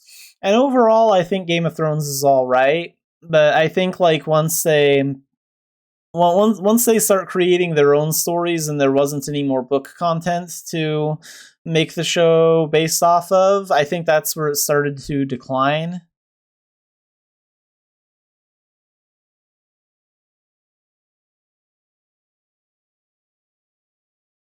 But yeah, I like a lot of medieval shows like Game of Thrones and things like that. Most of them I enjoy to some extent.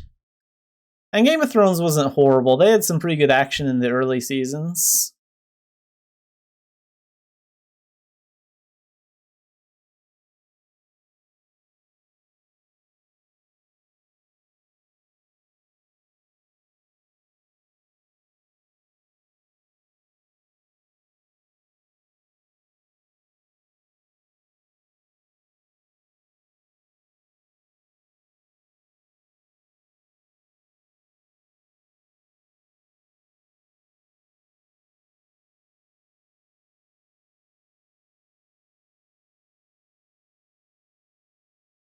I think my favorite place in FF14 was definitely Limsa.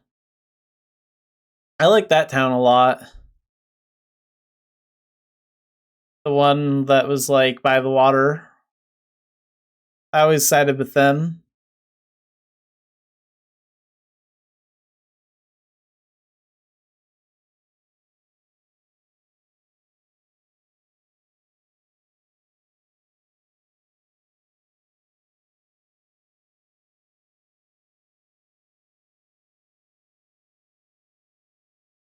Oh, so one of those like stories where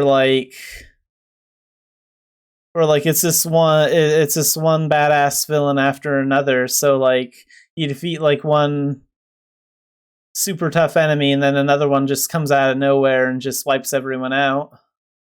Sort of thing.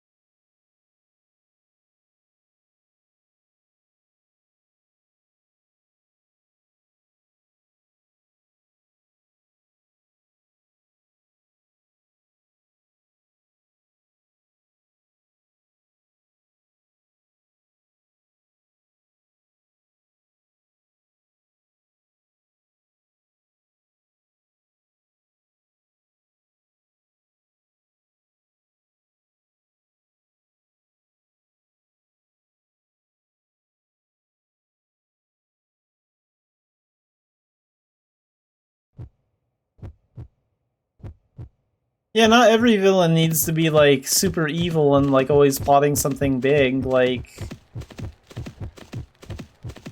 I don't think there's anything wrong with the kind of villain that's like laid back, that's just like doing something bad because they can. Like, why does there always have to be like some big end game plot that 1,000 other villains have attempted before? It's nice to see kind of a chill villain that's just like, I'm invading you because I can. I'm destroying this because I want to. Type of villain.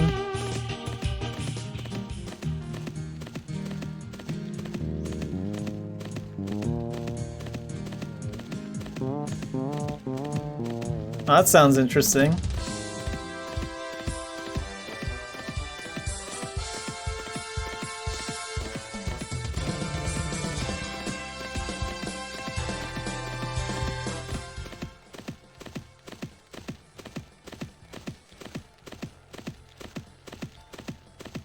Okay, let's sell this stuff here.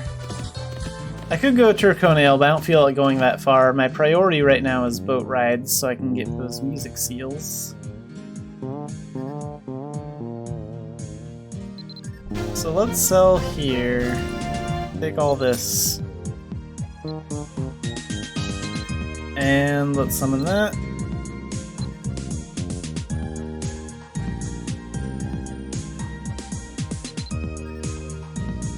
Okay, so let's see, what do you have in stock? Let's buy all the gloves, let's buy all of these things. There we go.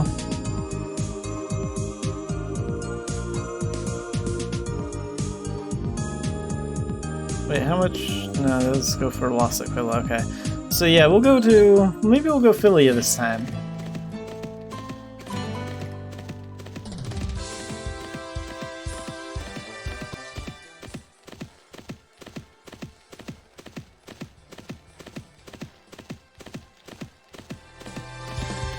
And you don't need to have premium or VIP to like own a guild of Mabinogi anymore. That was changed recently. Like, I think free players can be guild leaders now.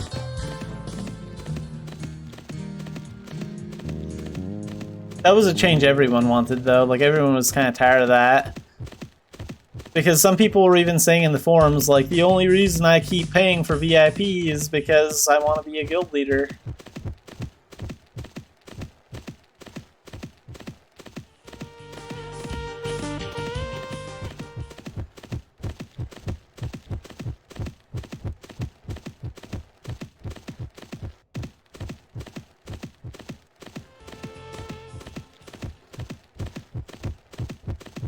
Yeah, the one thing I would really like to see is, yeah,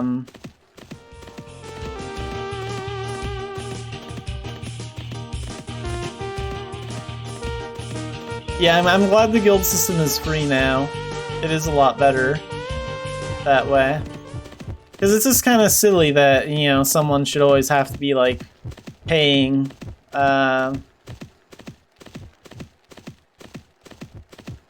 I mean, I hope the game doesn't run out of money and die, but I mean, like, Nexon makes most of its money for Mabinogi through the gacha system anyway, so I don't think we have anything to worry about.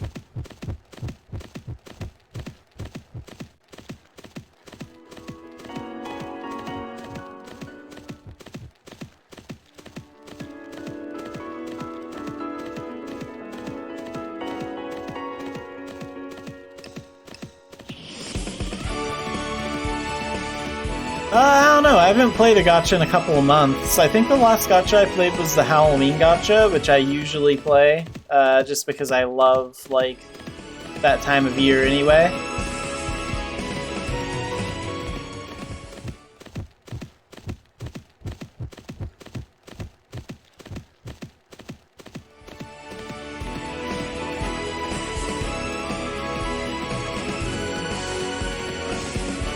But, like, one thing I'm not a fan of about the current gachapon that's going on, which is the Night Box, and the Night Box has, like, it has, like, gear in it. So there's, like, armor and stuff in there with, like, actual stats and stuff. And I'm not really sure, like, how good that armor would be, like, for, like, endgame content, because I don't do a lot of raiding and stuff, but personally I'm not really a fan of gear being stuffed into a gacha, because that essentially makes it more pay to win than usual.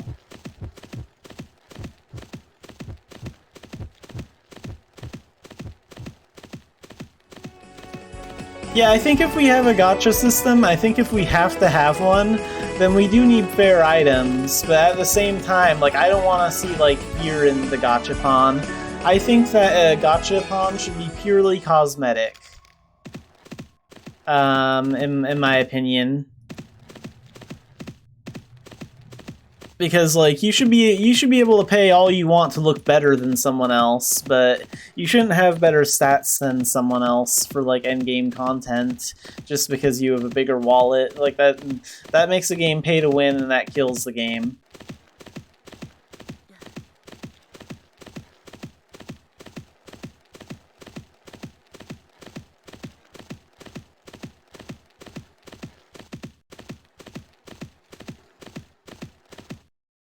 I do think the way they do special outfits is crap, though, because they have, like, special outfits that have idle animations, and then they sell the same outfits, but they don't have the idle animation that, you know, they look the same as the special ones, but they don't have the idle animation, and they can't and you can't use any idle animation with them.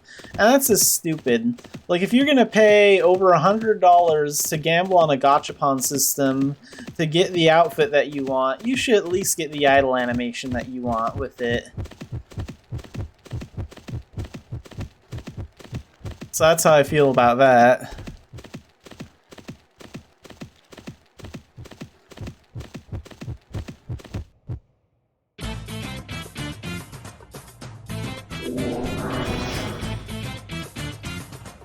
Oh wait, I need a...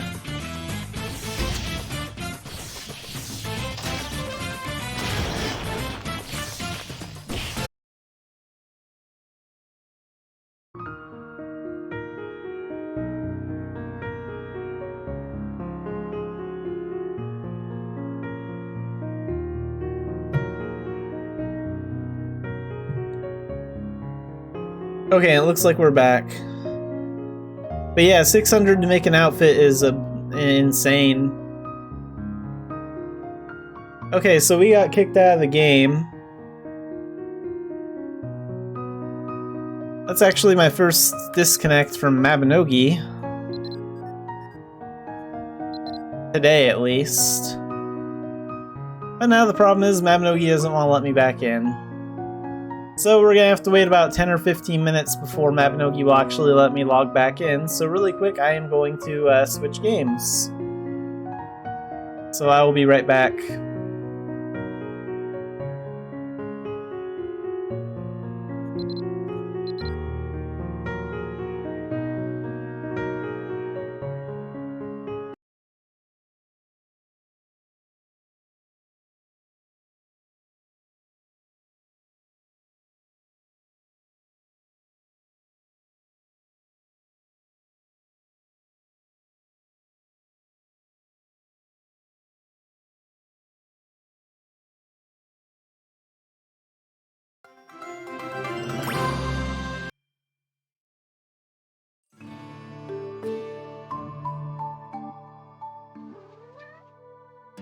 Okay, well, unfortunately, I do have to wait a little while before Mabinogi will let me back in, because whenever you get disconnected from the server like that, it always has some sort of login issue. At least I always have some sort of issue.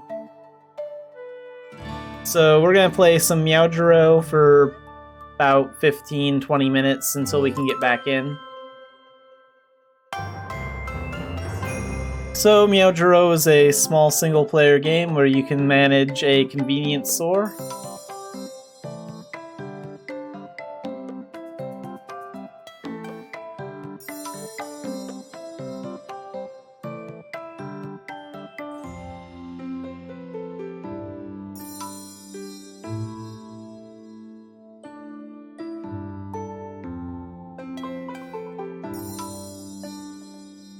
And you have like timers to get everything done. If you don't get everything done like within the time frame, then you'll actually like get like a pay deduction.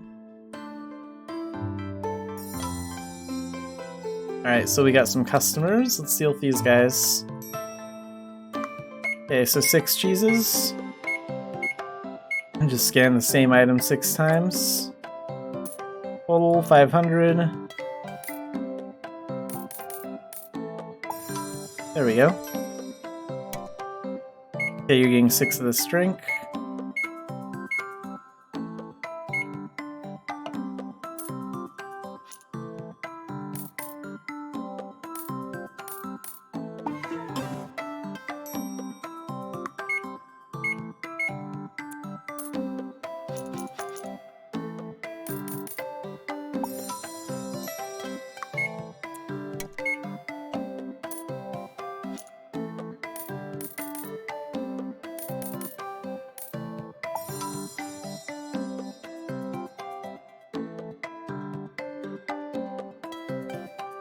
Okay, so we need to make an ice cream.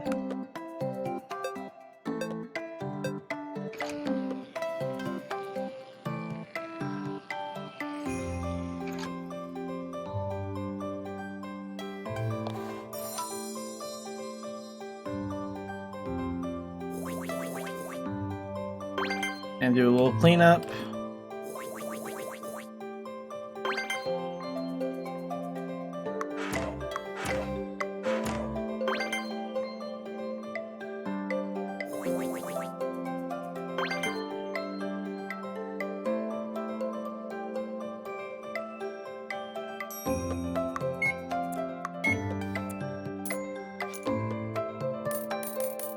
So 916.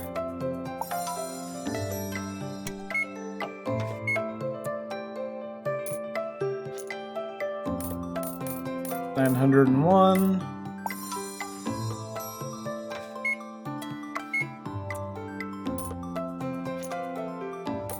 $963.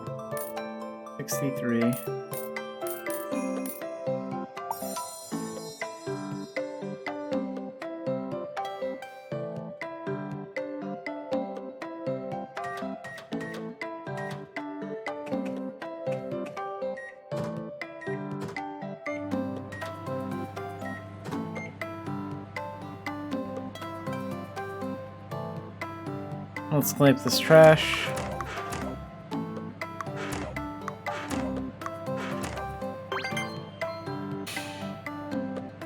Oh, we need to stock the shelf too.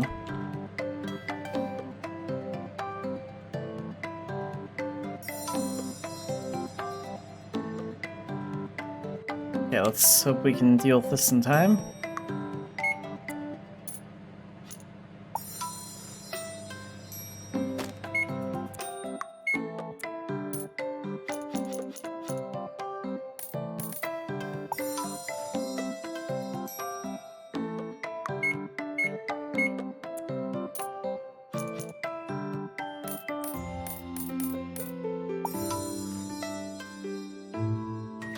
Okay, pull these out. We have a little bit of cleanup to do. Okay, so aside from making change wrong one time, we did pretty good today.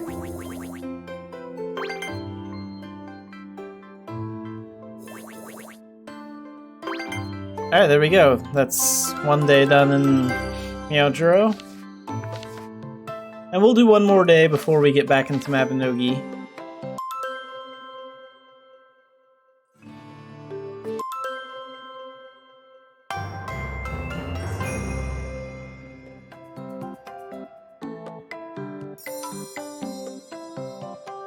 Okay, so let's stock up this shelf.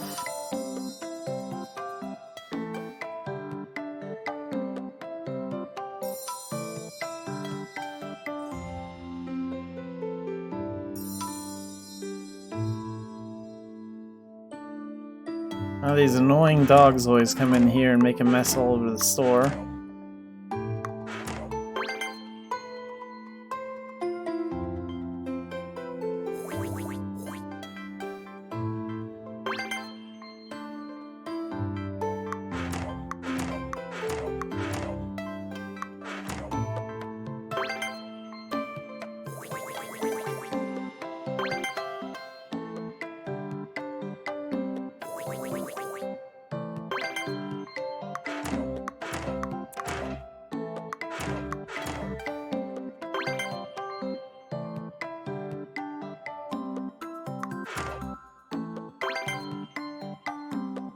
Okay, we gotta deal with the customers.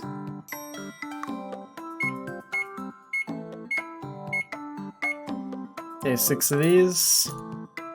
So you need 814.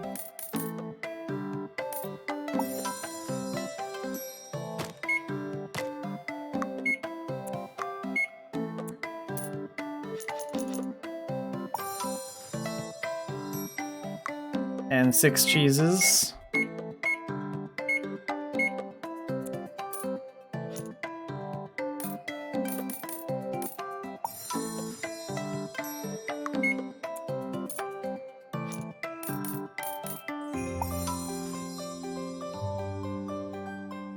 Okay, where's that trash that's about to expire?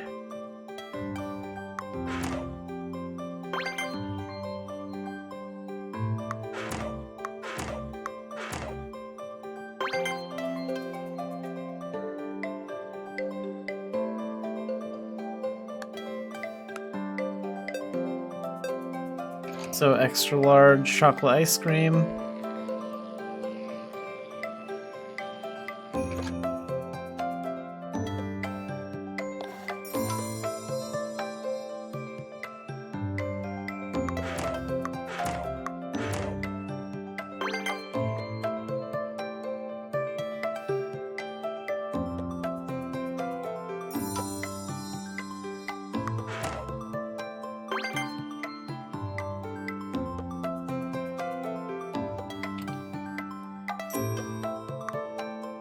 Okay, so 3 of these. And then 3 of these.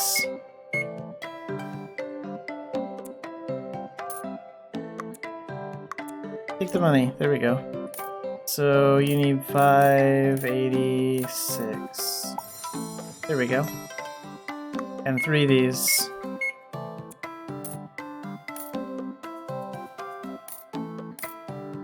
Damn it.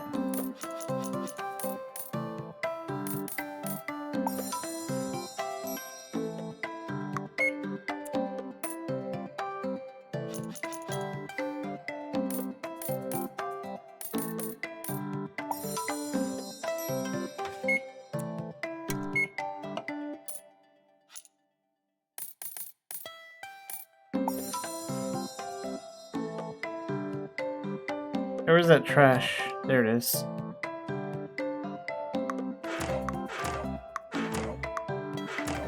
Got it in time.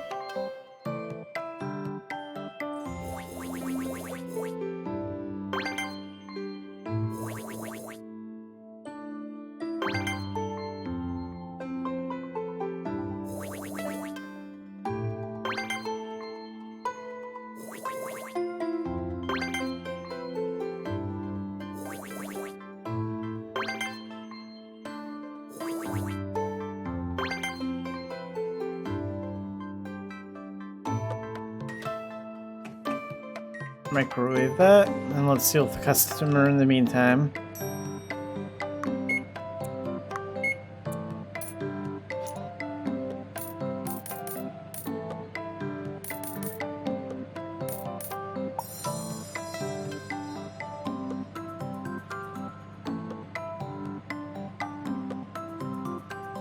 Is that it? Or I just need to wait for this food to be done?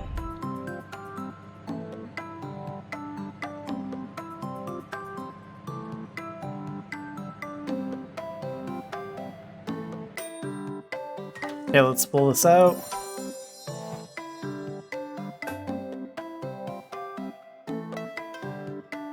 Okay, yeah, this day is over.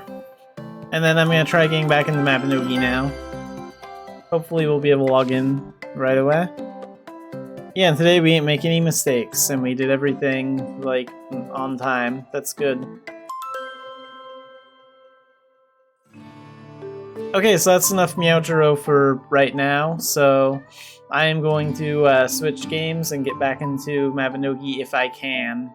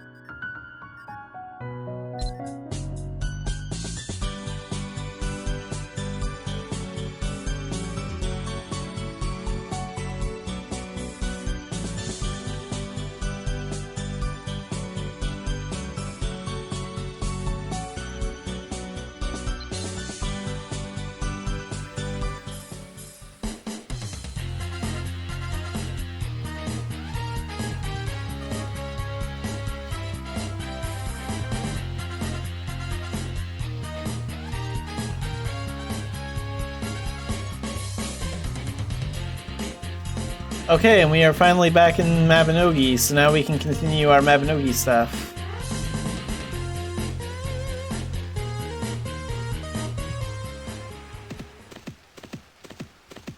Luckily, it let us log back in. Okay, so let's open this. Did we lose any products? I think I was in the middle of a bandit fight, so I think I did. Yeah, it looks like... No, I don't know. I don't know if they took anything or not. Well, if they did, I'll probably get a letter in the mail saying, like, some player killed the bandits that stole my crap, so... Let's go to the ship that goes to Philia.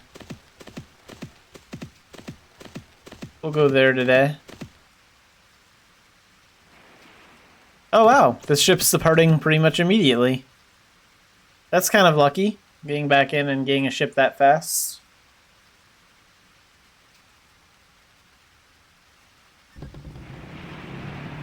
Okay, off we go.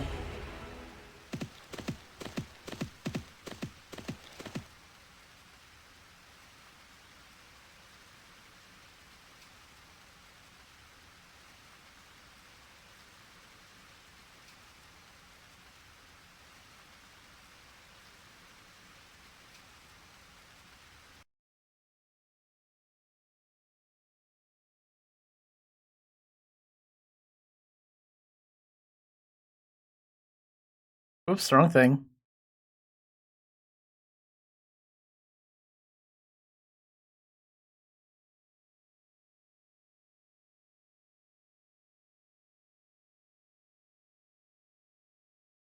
I think the two places to find like a lot of mithril lore is like in the underground caves and like some versions of Berry Dungeon.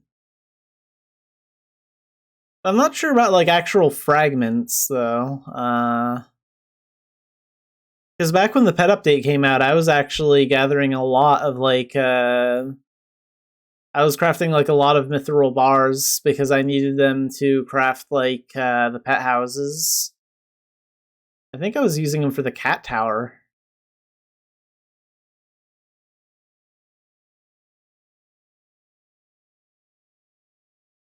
Yeah, I never really got into like panning much. In fact, my skill on my main character for the panning skill might actually be really low, so maybe I should do that one day.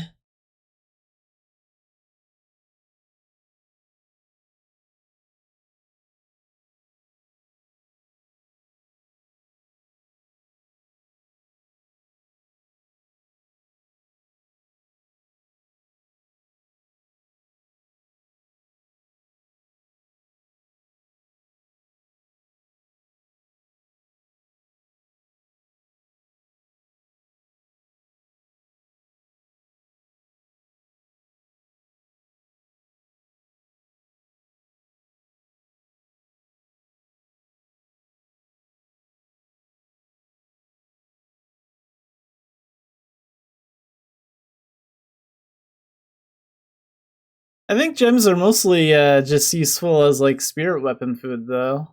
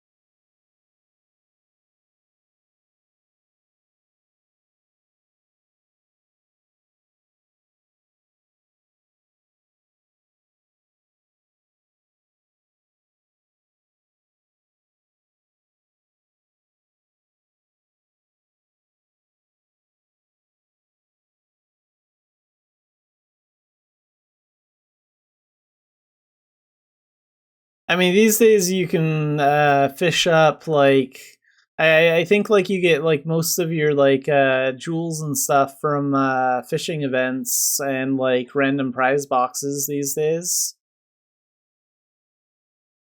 There's a lot of events that give out like 5 centimeter gems as prizes, as like low level prizes.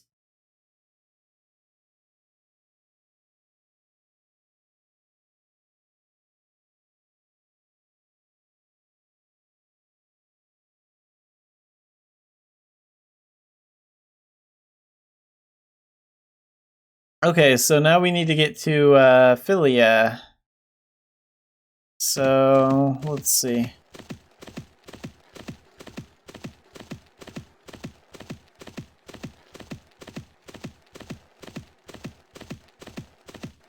Yeah, they did add a few different types too. I think they did that around the time they did the spirit weapon update.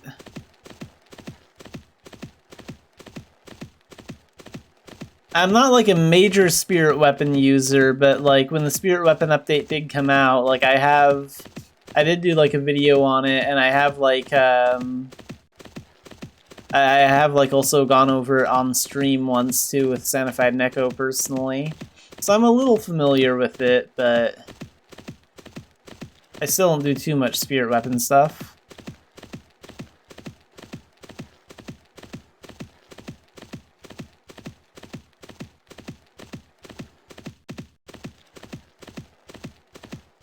The only reason I bothered getting like a spirit weapon like during the old system was because you need a teardrop of the spirit, which you can only get from a spirit weapon or from buying it from another player, and you need that for the Dark Knight quest to like become a Dark Knight.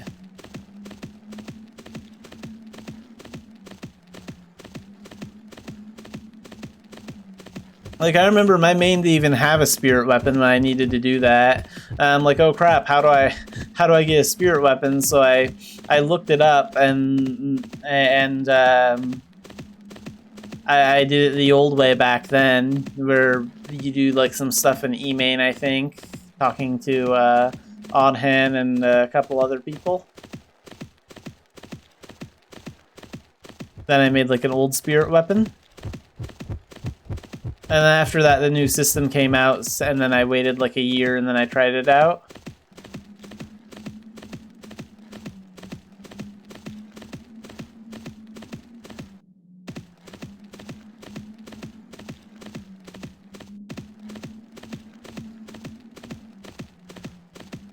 Yeah, overall, it's just kind of confusing, and like I just don't feel like dealing with like every confusing system in the game like that. Like, I think that's the great thing about Mabinogi, though. Like, I've never really felt the need to have a spirit weapon, and I don't feel like I really need one, except for like one or two small things. So like, there's so many ways to play the game. You don't really need to do like one specific thing that everyone else is doing.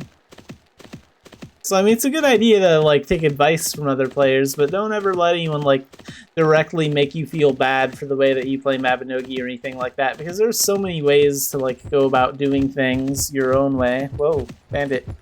And I think it's great that Mabinogi has like so many options.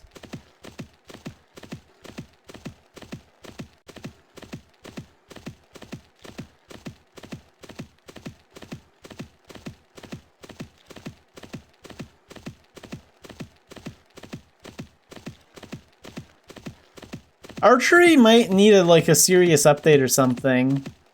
I'm not really sure like what it would take to get people back into archery. I have done like some archery things recently because like I had to get to master archery so I could prepare for the Grandmaster quests for that talent. And I've even gotten final shot with my elf character. But yeah, I don't know, and too many people that main archery anymore. Sometimes I use it when I have to kill like blade wyverns from a hot air balloon, because it does have some good range.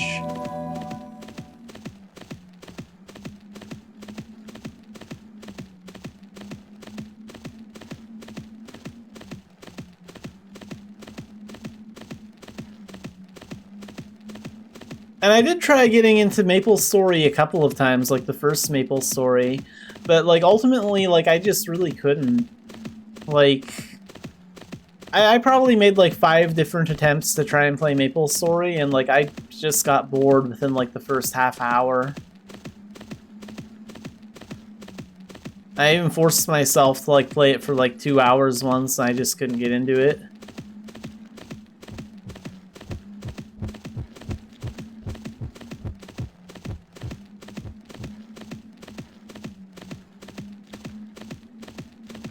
In fact, Maple Story is actually how I found like Mabinogi. Like, I was in high school at the time, and I had some friends that did more computer gaming than I did at the time, because I was more of a console gamer back then. And they were like, they were talking about this game called Maple Story, and they always kept bringing up Maple Story, like, you should try this game, it's really, really fun. And I finally did, and I just didn't enjoy it. And then, like, I found Mabinogi shortly after that. I was probably about 18 years old when I found Mabinogi, and I've been here ever since.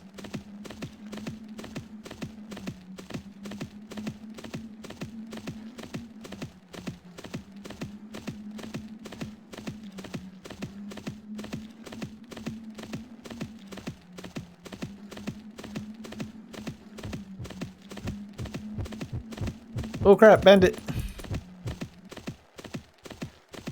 Oh, there's the post, so let's go there. Yeah, I heard about WoW when it came out, because like, WoW even like, back then they were even selling like those boxes for WoW in like the electronics department at Fred Meyer and stuff, where you could like buy the game, like the CD, and install it and stuff, back when they still did that.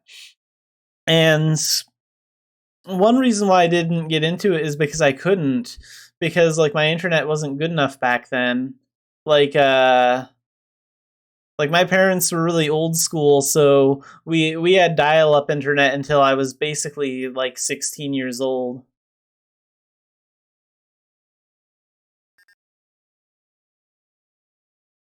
Had like AOL, and then there was like another dial-up internet called like Net Zero that my dad liked. And then when I was like 16, 17 years old, they finally got high-speed internet. And then after that, I kind of got into the whole MMO thing.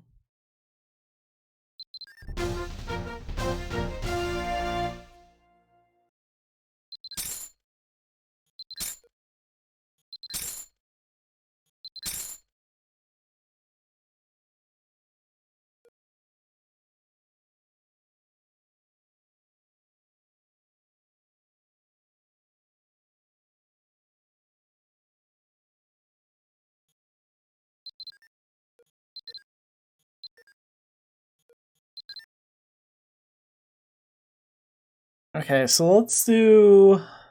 We have time to do like one more trade route, I think. A long one. Let's see. So what will sell well in the human area? 108 at Cobb.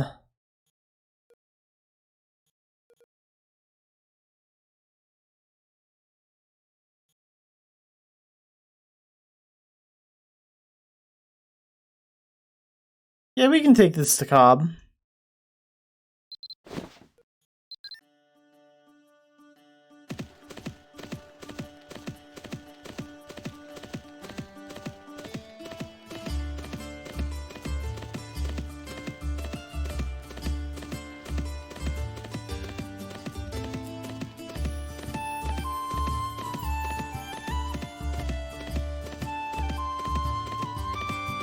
Yeah, I heard WoW is doing like really bad these days. And like after everything I've heard about Blizzard, I would never even trust Blizzard enough to like commit to WoW.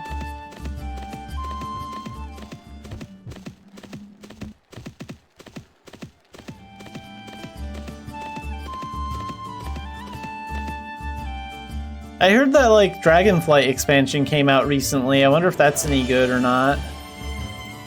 Like, I wonder what's worse, Shadowlands or the Dragon's Flight one.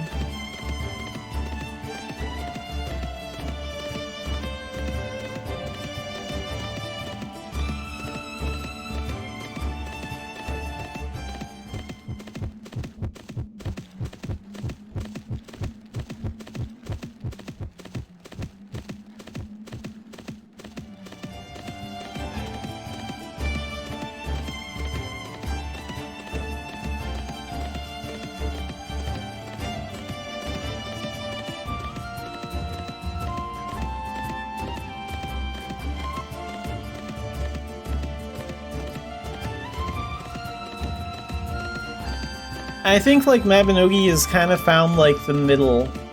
Like Mabinogi has kind of fallen into the middle of like being like really, really good and really, really bad.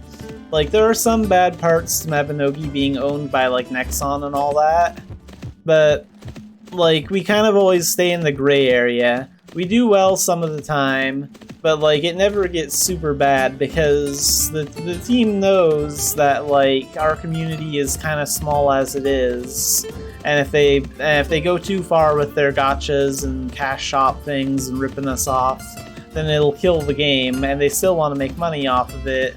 So we kind of find like a middle ground where we get decent updates every now and then, but the game always seems to sort of stay in a in like a gray area where everything's okay and it's not going to shut down anytime soon. But like we're never going to have those golden Mabinogi days back either.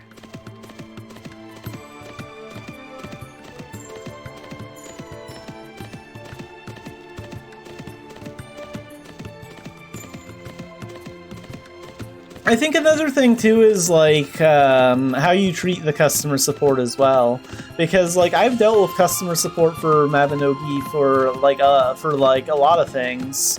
In fact, when Cathers was still CM, I even direct messaged her on Discord once for a specific problem, and they're always really nice. Like they're really good people. And I think like as long as you're like patient and polite with the Nexon team, they'll want to help you out.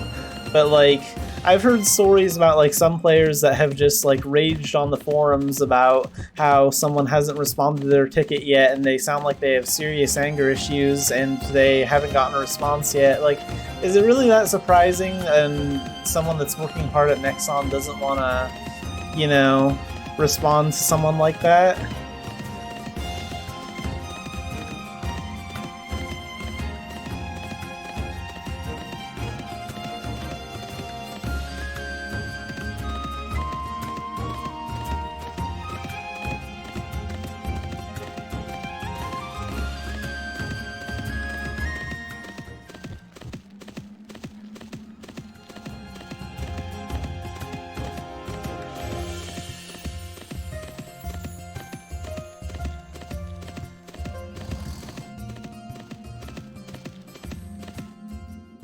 Huh, I've never heard about hackers doing stuff like that.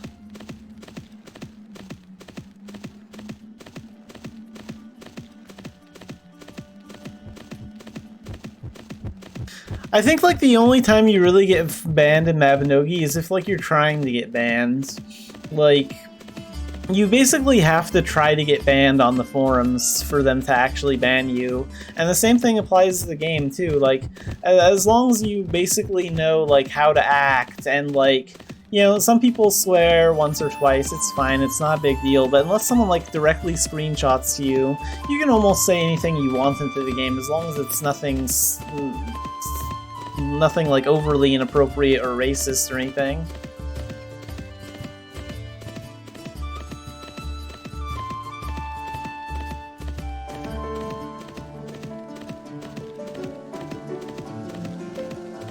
But yeah, it's interesting that Steam improved the customer support. I didn't know that. Like, and the funny thing is that it seems like most Mabinogi players seem to bash Steam like the most. Like a lot of people do not like Steam.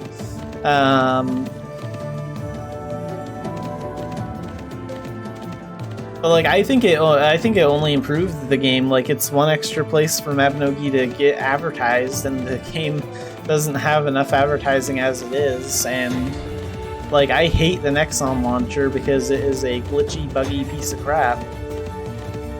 So like I love playing through Steam.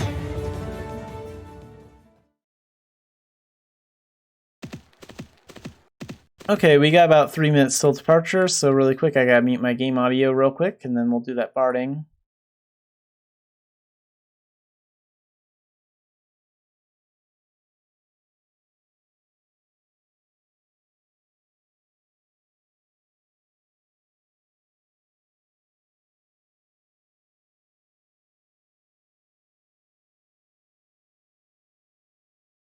Yeah, that's true. The Steam communities can be really toxic some of the time, depending on what the community is.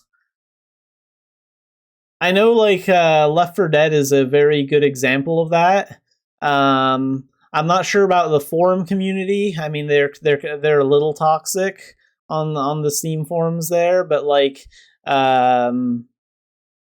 But in game, like the Left 4 Dead community is so toxic that that's why I don't play it anymore. It's just because everyone is really unpleasant there.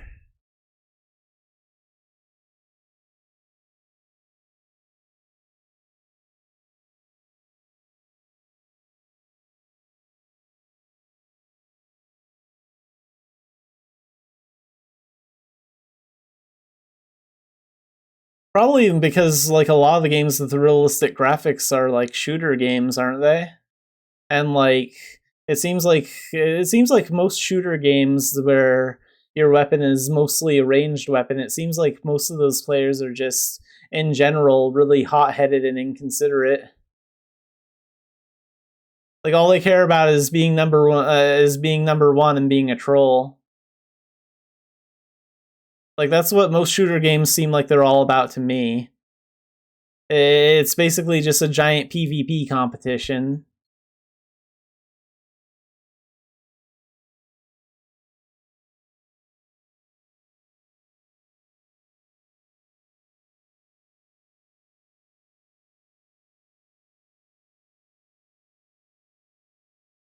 I have seen a lot of people stream Rust, but I haven't actually played it.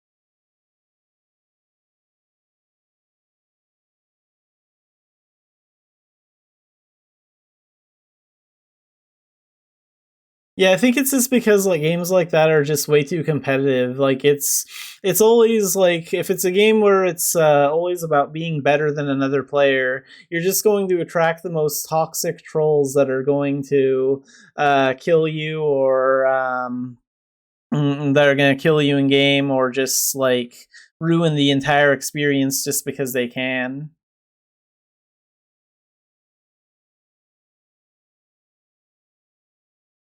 Which is why I avoid a lot of like PvP games like that because it's just not worth it.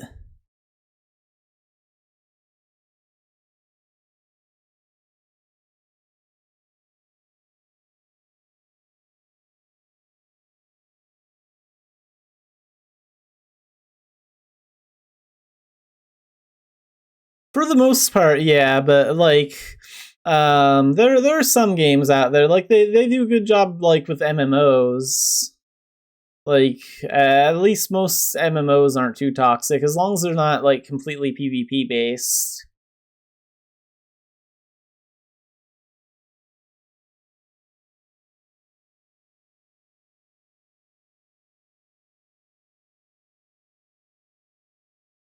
There are some good co-op games out there. Like Stardew Valley has a really good co-op feature.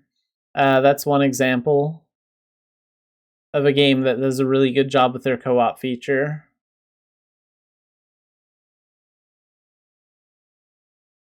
But yeah, surprisingly, I'm one of the few players that doesn't give a crap about PvP at all. Like even in Mabinogi, like I'll only PvP like if it's like a friend that I personally like know in game that wants to PvP me, and even then I'm still just kind of like I don't know if I really want PvP, like you know, like and usually they have to talk me into it because I'm just I don't care enough to like actually do it that much.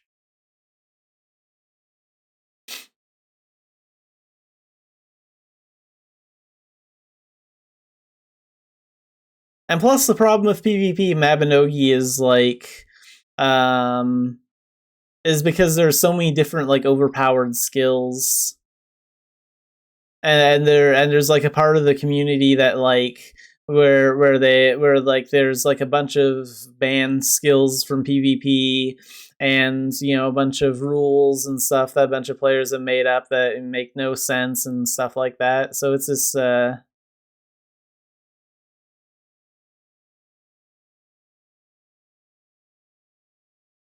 PvP in this game is just a massive headache.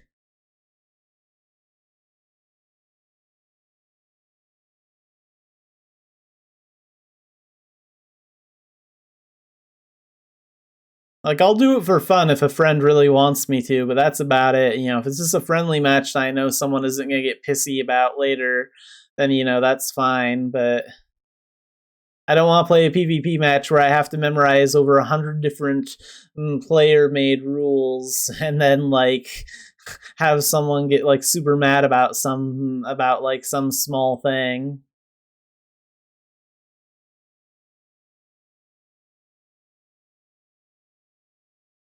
Yeah, PvP was interesting back in the old days. Like, I do remember a little bit of, like, healthy player competition back when the game was really new.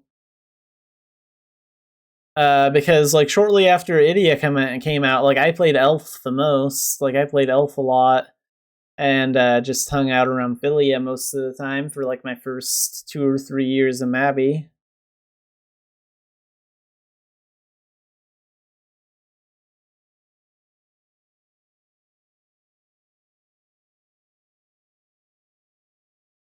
Okay, so let's go sell this somewhere. We do have about 20 minutes. So where are we gonna go? Maybe we'll take these to Turconale. I was gonna go to, like, Cobb, but, like, maybe I'll go to Tur. That might be okay. In fact, no, I could go to Tailton too. That's about equally as far.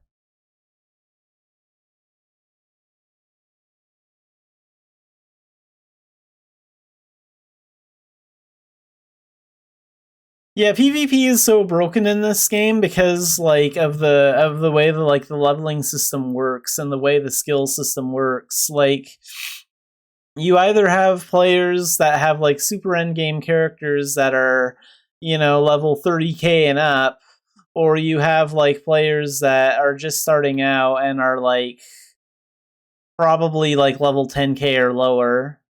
There's just so many different, like, mixed matches of, like, player levels here and skill levels here that, like, PvP just really isn't balanced or fair anymore. And that just kind of kills a lot of the joy for it. But luckily, Mabinogi isn't really a game that heavily relies on PvP to survive.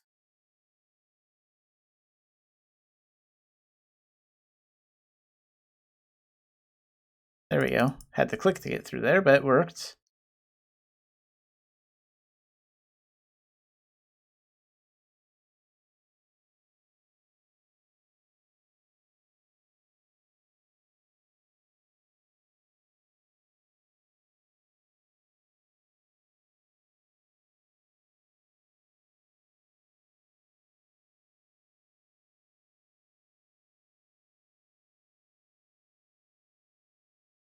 Using Firebolt that way is kind of an interesting idea. Surprisingly, I think Firebolt is like the one bolt skill I probably use, like, the least amount of times. Like, I use Ice Bolt and Lightning Bolt way more than that. When it comes to magic stuff, I just like to spam Lightning most of the time, like just Thunder, Lightning Bolt, or Lightning Rod, or something like that, or Shockwave.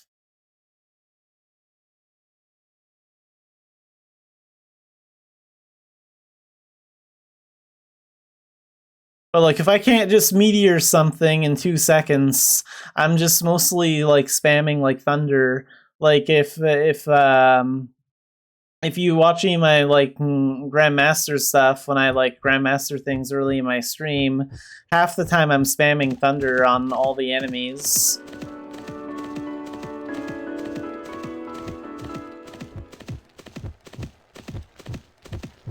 It's either, like, Thunder, Meteor, or Final Hit.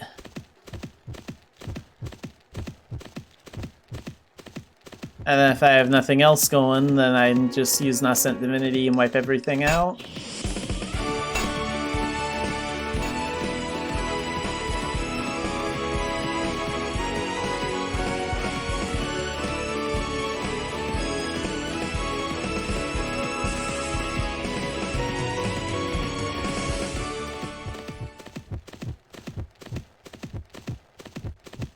I know there are going to be, like, some changes to magic skills and a couple other skills when we get the Season 4 renovation.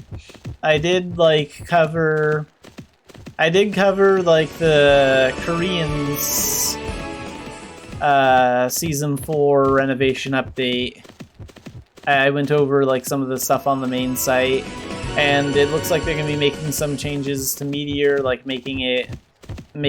reducing the screen shake effects and maybe like making it so there's less fire everywhere. And it looks like they're going to have like a little arrow thing pointing towards the direction that you want to shoot it for like lightning rod. And they'll be making like a bunch of other little changes to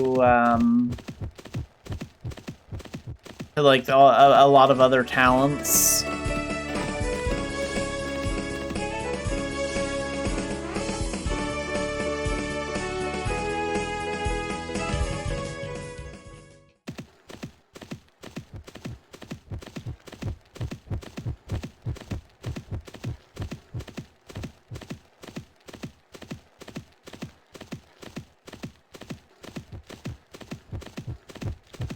Yeah, that video where I talk about like the season 4 renovation update in Korea should be like at the top of my page on my YouTube channel, and it's in the Mabby Talk playlist there.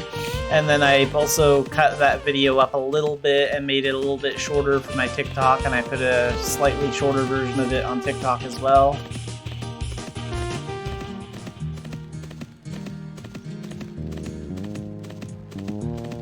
Surprisingly, that video got a lot more traction on YouTube than I thought it would.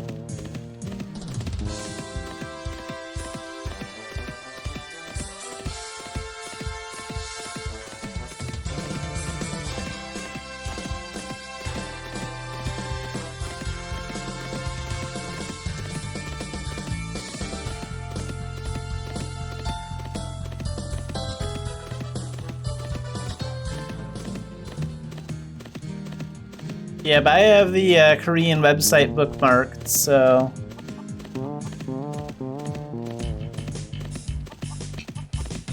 I always keep an eye on what Korea is doing for Mabinogi. I check the Korean site like maybe... I check the Korean site maybe like 2 or 3 times a week.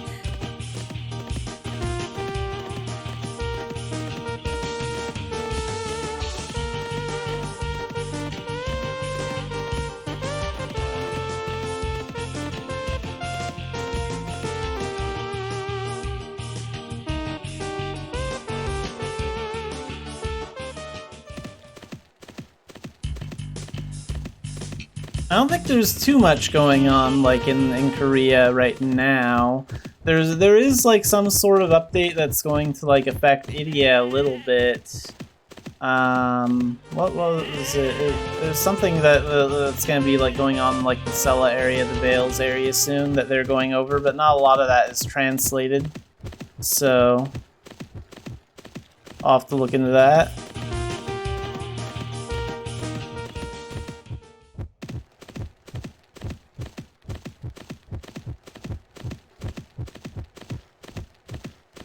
And I also, I'm not sure what event that these items will be coming out for, but there is also like an event that gives out like 2 new greenhouse items for your homestead. They're purely cosmetic, but like they're like long greenhouses, and one of them has like 2 really long tree stumps in it with like mushrooms growing out of it. And there's another one that's like for tomatoes or something like that. I don't think you can harvest them or anything, but they're purely for appearance. And then there's like a coffee shop chair item.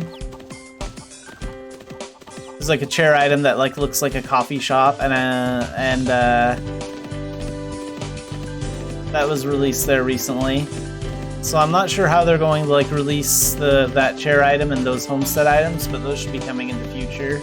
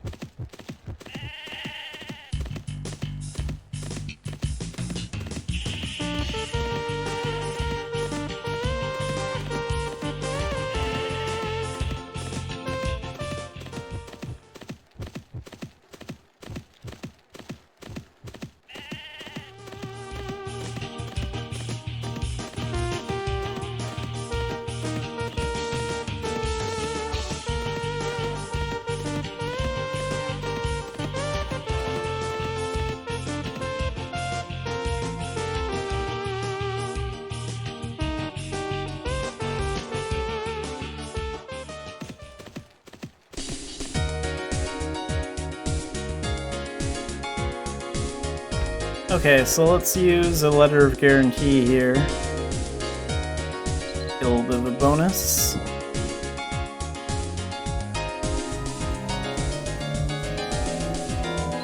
$900 ducats.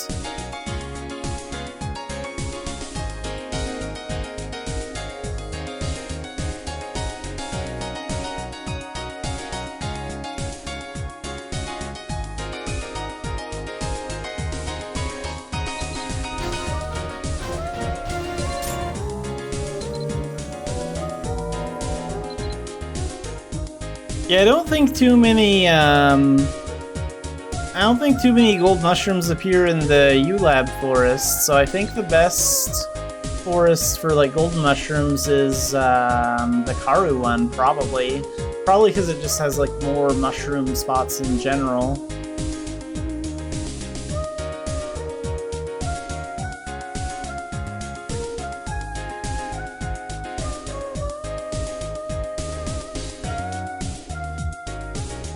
Now let's check out our commerce rewards. Did we get some new stuff?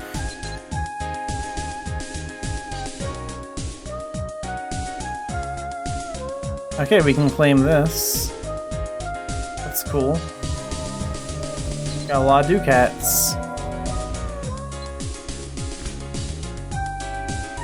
I think that was like 300,000 ducats. Actually, one thing I should do is I should buy a mount. Like, where's the mount merchant? Here we go. I don't have the elephant mount unlocked yet. Let's get that. That's what, 350,000? Yeah, okay, I can do that. I with seasonal. We'll get that while we're here.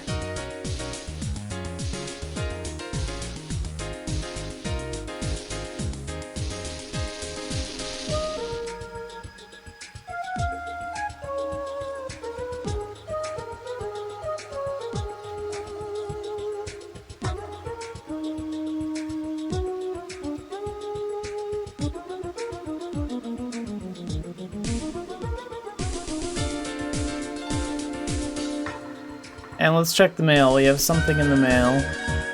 What I probably have in the mail is probably when I had that disconnect from Mabinogi, and then I probably got looted a little bit during that commerce round. Yep, it's my ducats. Because, like, I got kicked out of the game, like, right when I was working on that commerce round. During, like, a bandit fight. Okay, so let's see, let's use this. Okay, so they took 6,349 ducats.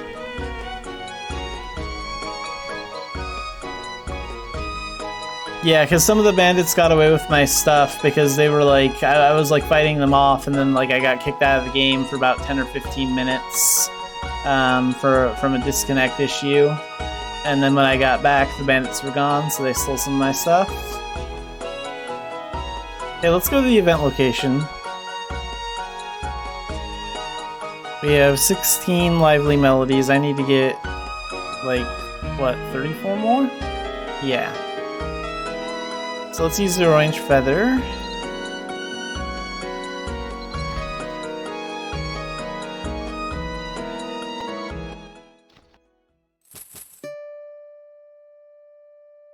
And this is a pretty good spot to end the stream, but before I do, I will send up the wishing snow crystal that I do have for this event. Let's see. So we'll enter my Twitch channel here. Twitch.tv/Xanafiedcat. And we'll send that up.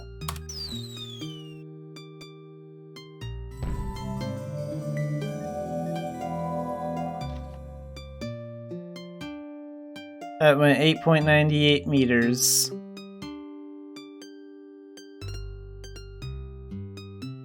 Yeah, thanks for stopping by again, Spookly. Like, it is fun having some talks with you about like some of the issues in Mabinogi and like other games.